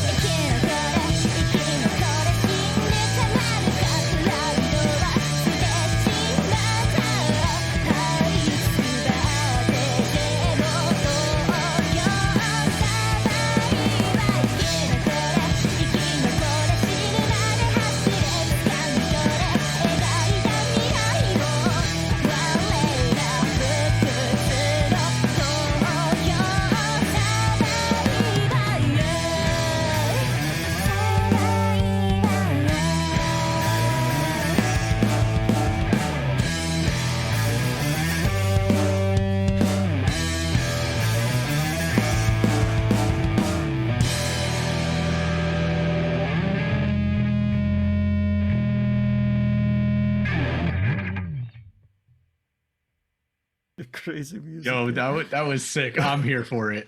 I was going to say that that's something I could definitely see on Dog's channel. 100%. I'm surprised I haven't seen this, like, honestly. And Look. I'm playing this for everyone in my office on Talk Like a Pirate Day. Look at this, 102 subscribers. That's How a crime, can dude. be 100 subscribers? I'm gonna But check out every song they have now. They're absolutely crazy. They also they don't have they have it on many channels actually. So on this channel they have like only how many? 1, 2, 3, 4. ABC. This one is also crazy. Like the song which cannot be sung in karaoke, you know, that sort of stuff. People actually commented on this. Also, there is I think the song called "Dirty." Yeah, I found them all on Old Mr. B channel. So this one is on Space Shower Music, so it's something else. Also, very good song. This "Dirty" one. Yeah, I'm gonna try to check them out. Oh, and music actually reacted to them.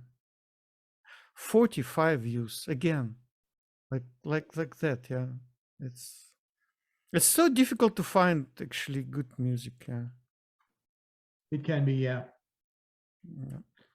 Sometimes it's hard to look for, and a lot of times you find stuff that doesn't have a lot of views, right? So just like this, or a lot of subs. I check out a lot of stuff with the like little views. It's definitely slowed down more because I tried to record everything versus before it was just for like a whole year straight, just everything I could find, checking this one out, checking it. So there's so many bands that I've heard 1 or 2 songs of, and it's just, man, this is definitely up my alley though. I'm like, when the guitar kicked in, I was like, okay, guitar sounds fantastic. Then the vocalist started singing. I'm like, I'm sold. And then it got a little weird in the middle, and I'm like, yes. Very weird. Yeah. It was so good though. It was like, you felt like it was a breakdown, but at the same time, it wasn't your standard breakdown. So it was so cool. I love when bands do unique things like that too. So yeah, they're very unique. Yeah, it's also that the setup is very strange, you know, because it's actually what did they say, 4 bands, or like, so these 4, yeah, there are 4 girls. So they exist in different combinations. 2 of them are one band, 2 of them another band. So 3 of them is another band, and then 3 of them is another band. So it's something like that. But other bands are not really catchy for me. One of them is really like something electronic, and I'd probably like it. That's like chemistry, you know. That you may try to watch Old Mr. B interview and try to figure out it for yourself. There's Velka, called Velka. I actually checked the Twitter of this. The guitarist is called Super Satan. Super Satan. Really? And she has Kanami, Misa, and Takani as friends. So basically they also in some. Okay. So she likes good music, so we can trust her. She's not really a shredder, as I can see, but she's very interesting guitarist. Like in the same way as Miku, yeah, on Klupo. She's not a shredder, yeah, we know it. But her guitar style is very interesting. She's, I would call a good guitarist.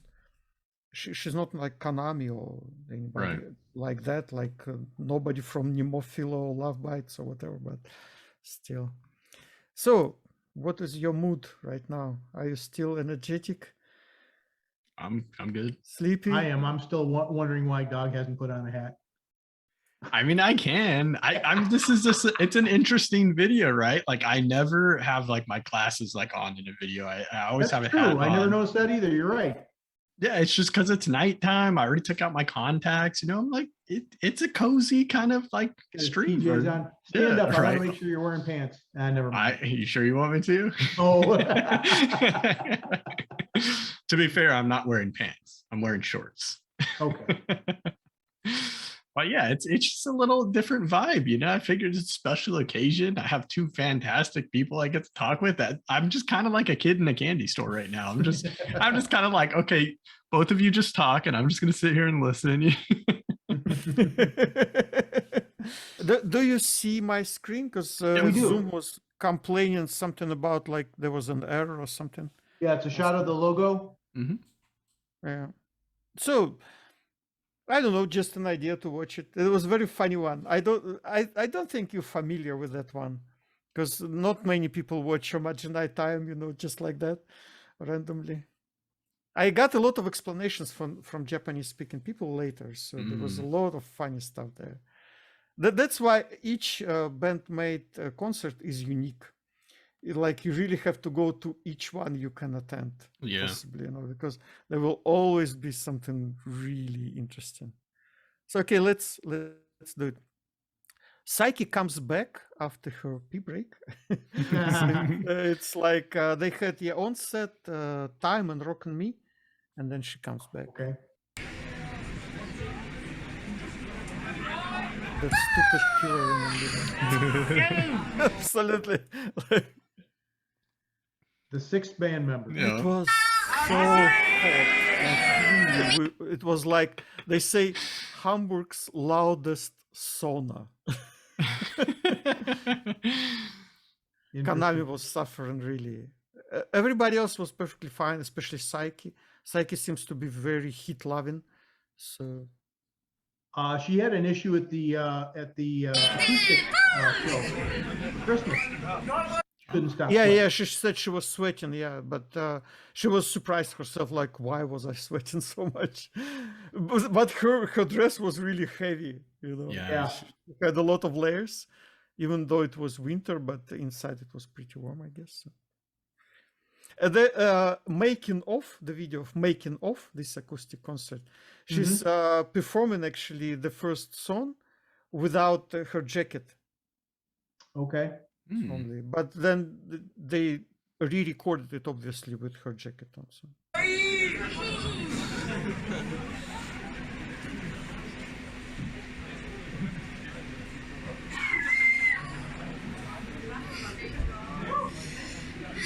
Kondo, nice. Kondo. The guy, the tech, he plays really all the instruments. He's such a nice guy. When I will be in the States at the concert and he will be tuning an instrument, I'll be shouting, Kondo-san! Kondo-san! He's a really nice guy.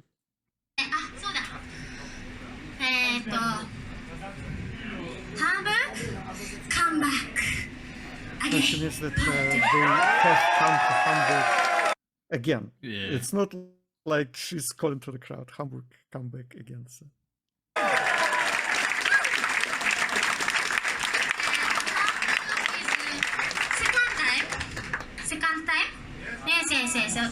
Second time を90歩。First time, Each time she asked at the concert, who's here first time? And you see a lot of hands. And then I said there was a Russian corner in this spot where I was. And I'm telling the guy, like, why do you raise your hand? You're not the first time.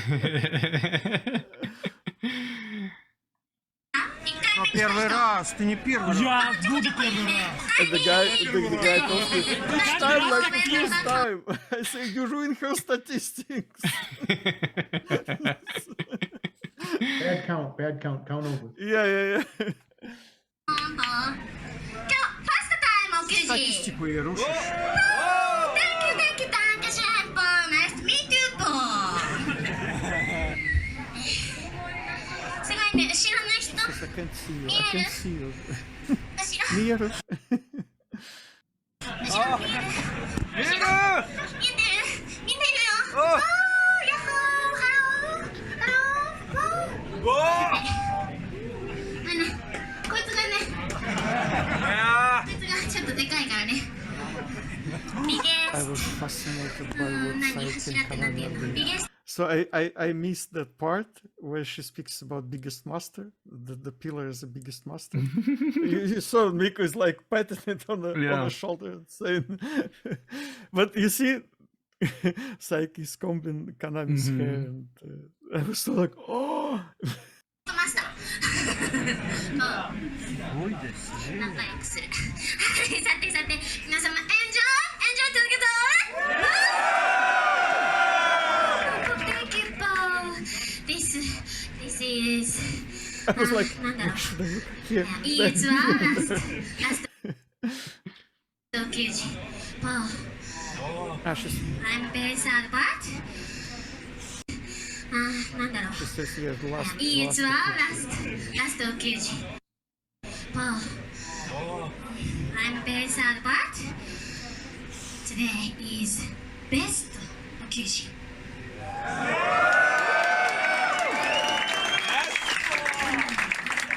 秘密ね、他の国の人に。秘密だよ。シークレット。こうして皆様と一緒にお給仕ができて本当に本当に嬉しく思いますと Thank you They と also Dankeschön learned the local phrases. Dankeschön, so thank you in German. She said. Wow. I didn't understand what she said in Japanese, but that's actually why it makes a lot of sense to attend overseas concerts of them, because they really try to speak in English, and their talking time is a lot of entertainment as well. In Japanese, you just completely lost. It's a lot of fun there. You see something happen on stage, but you completely lost. Mm-hmm. It's still entertaining, even though I Yeah. can't understand it.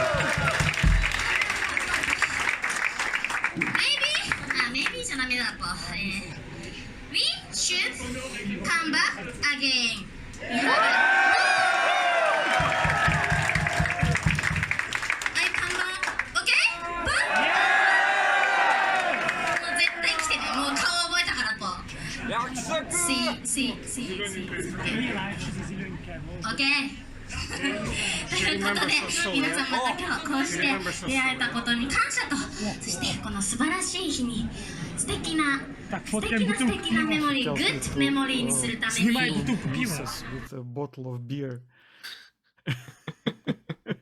She's in the background, yes. It's like the focus is on Miku, but That's so funny. おまじないタイ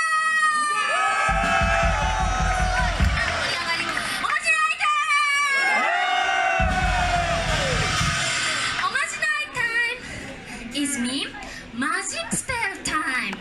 Okay? the drunken guys. Oh, Like, wait.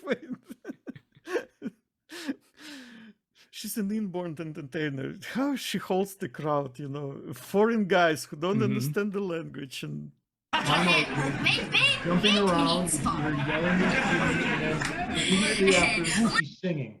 How the hell do you do that? Yeah. yeah. Crazy.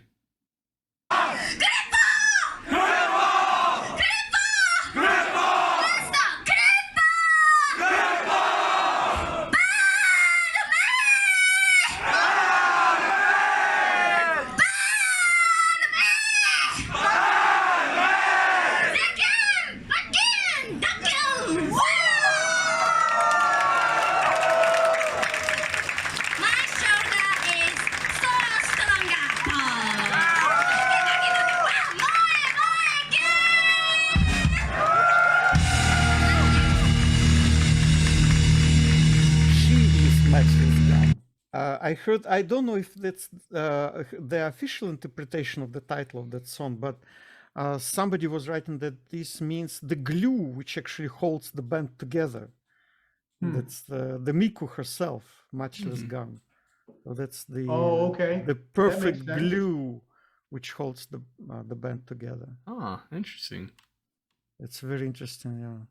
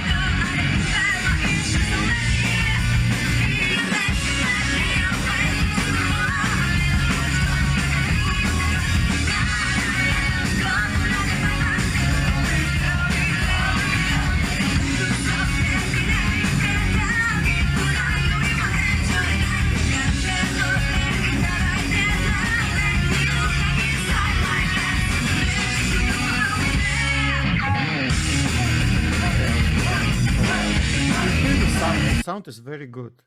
There was a guy, even a Japanese guy, Toyoyasu, I forgot his name.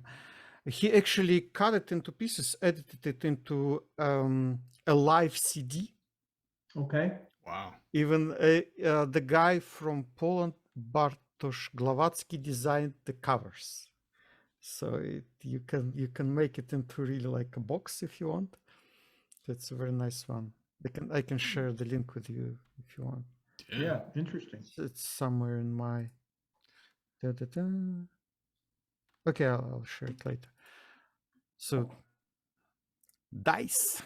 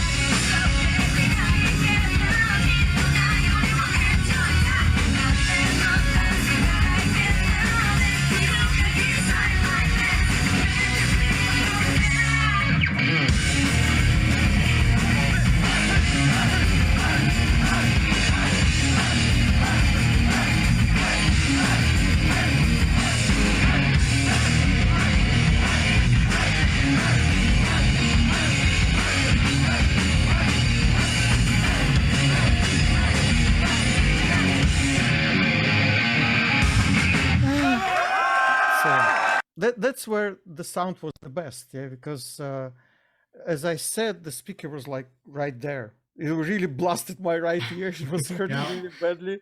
But for the phone, it was the best, yeah. Wow. So, I see it's shaking, yeah. It's like yeah, I noticed that.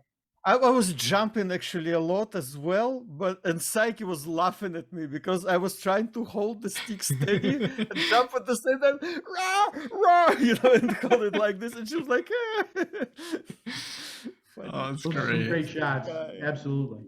It's really funny, actually. So I dropped you a link to. I saw that. Perfect. So there is CD covers. There is a zip file of like 200 megabytes. That's actually, I think, MP3 files inside.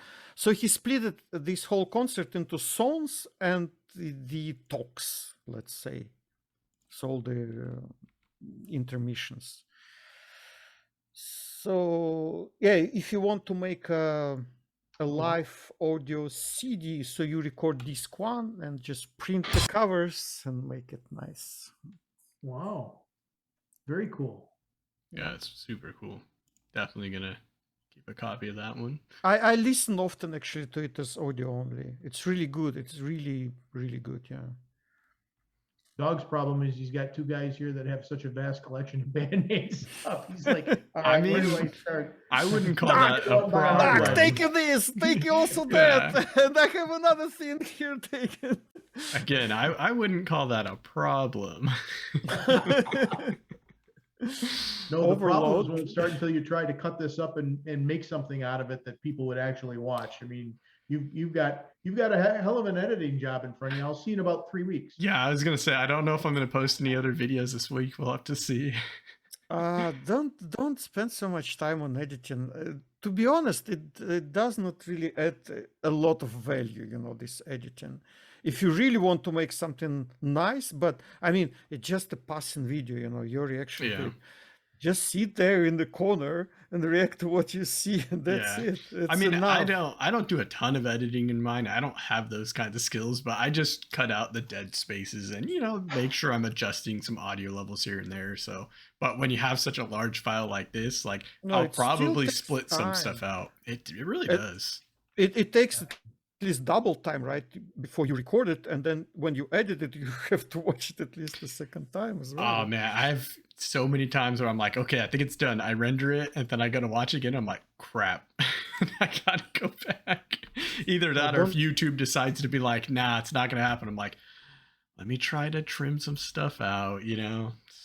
I mean, I can probably trim some stuff up like into different videos. So some extra scenes. I don't know, something. Because whenever like me and PinD like do our calls, I might post a 45-minute video. It's a 2-hour recording of us just cracking jokes the whole time. People will never know. It's fun. How long are we talking actually? 3 hours? Yeah, a little over. Well, probably about 3.5 hours now because we started. We started early. 15 Yeah. minutes before. We started. And then now we've gone 15 minutes over what would have been 3 hours. We didn't even do like a true intro. It was just like start chatting, and it was. I mean, that's fun though, you know. Good times. Well, I think we were all kind of aware of each other. So from that point of view, true. What's an intro? True. I had a really good joke lined up too, and it's just ruined that. So we ruined the one thing Dog had planned. Exactly. See, this is why I don't plan anything. What's the point, you know? Oh boy. That's funny. All right, guys. I'm gonna hit the hay. All right. You got enough footage here for, you know, a solid video? I have more than enough. I can't believe it. This is actually so cool. Like, thank you both so much. Like, I'm so honored just to be talking to both of you. So I really appreciate you both taking the time out of your day to just chat. Like, this is, I couldn't ask for more. Just chatting with cool Vladimir people. took time out of his day. I took time out of my night. Okay, well, okay. Your sacrifice is harder, yeah. You see, he's the reason I have to edit so much. No, but seriously, thank you both so much. This was actually so much fun. Anytime you want to chat on camera, off camera, whatever, just let me know. I just love chatting to awesome people like both of you. So I really appreciate you taking the time. Thank you guys for calling me in. Yeah, thanks for hosting us. Yeah, I know. Thank you for Zoom as well. Vladimir, good to see you, and good to know that all is well with you and yours in your part of the world, and that your Google Drive information is safe. Yeah, definitely. Thanks. It's good that both are safe, and yeah, I want to say as well, I'm glad that you and your family are safe. Again, if you ever need anything or just want to chat, let me know. I'm available apparently in your morning time while it's nighttime here. That's the best time to reach me, so it's perfect. We have like the perfect schedule. Yeah, I'm the outlier. Yeah. All right, both of you take care. Thank you again, and everybody, thanks so much for stopping by and hanging out with us. This was so much fun. It was. Thanks again. My pleasure. All right, take care.